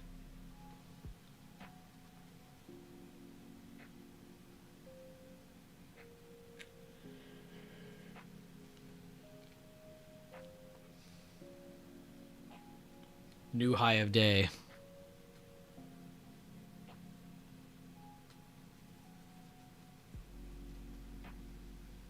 Alright guys, well, I think I'm going to end the stream here. Stream here. I just said stream. Going into the rest of the day planning, or at least what we could see short term. If we do continue what we've been doing, which we kind of understood today was going to be ugly. We had the potential of higher low stepping in before a single directional move steps in, which we still don't know if this is it. But the next areas, of course, are a fib extension from the overnight gap. We got that bigger emerging time frame, emerging candle level. And then we have the 604s. So you got 60250s, 604s. These are the next two big areas above us if we do continue, so don't be shocked if these get hit. They do have the energy to just go smack those now that we've kind of settled for the first part of the day. First half of the day, basically. So wouldn't be surprised by that. Also, with that dip, too, gives you that verification that it is allowed to potentially move up. And then, of course, us getting that high gives you that extra confirmation. But yeah. So I'll have the new levels posted either in tomorrow morning or tonight for tomorrow's market. And yeah, Eric should have all the news and stuff posted. If not, I'll post it. Trying to think of anything else that might need to be said. I hope you guys enjoyed today's stream. We had a lot of really good conversations on different topics. On days like this, I try to my best ability, go over different topics that kind of revolve around our system, because I don't want to just sit here and be like, oh, spies ranging, new high, spies ranging, new high. I don't want to do that. I want to go over things that are actually beneficial to you and me, things that are going to help us either remember things we already know or potentially go over things just to kind of reflect. But yeah, hope you guys have a great rest of your day. Please tune into the Discord if you want to get some more updates. There's a lot of people in there working hard together. But if you take the rest of the day off, I definitely don't blame you. But I will see you tomorrow in tomorrow's stream. We'll get that going. And then Thursday, we'll do the member-only stream again. So we'll get that going since I didn't do it today. And yeah, I think that's all I got. So I'll see you guys later. Have a great rest of your day, and I'll see you in the Discord.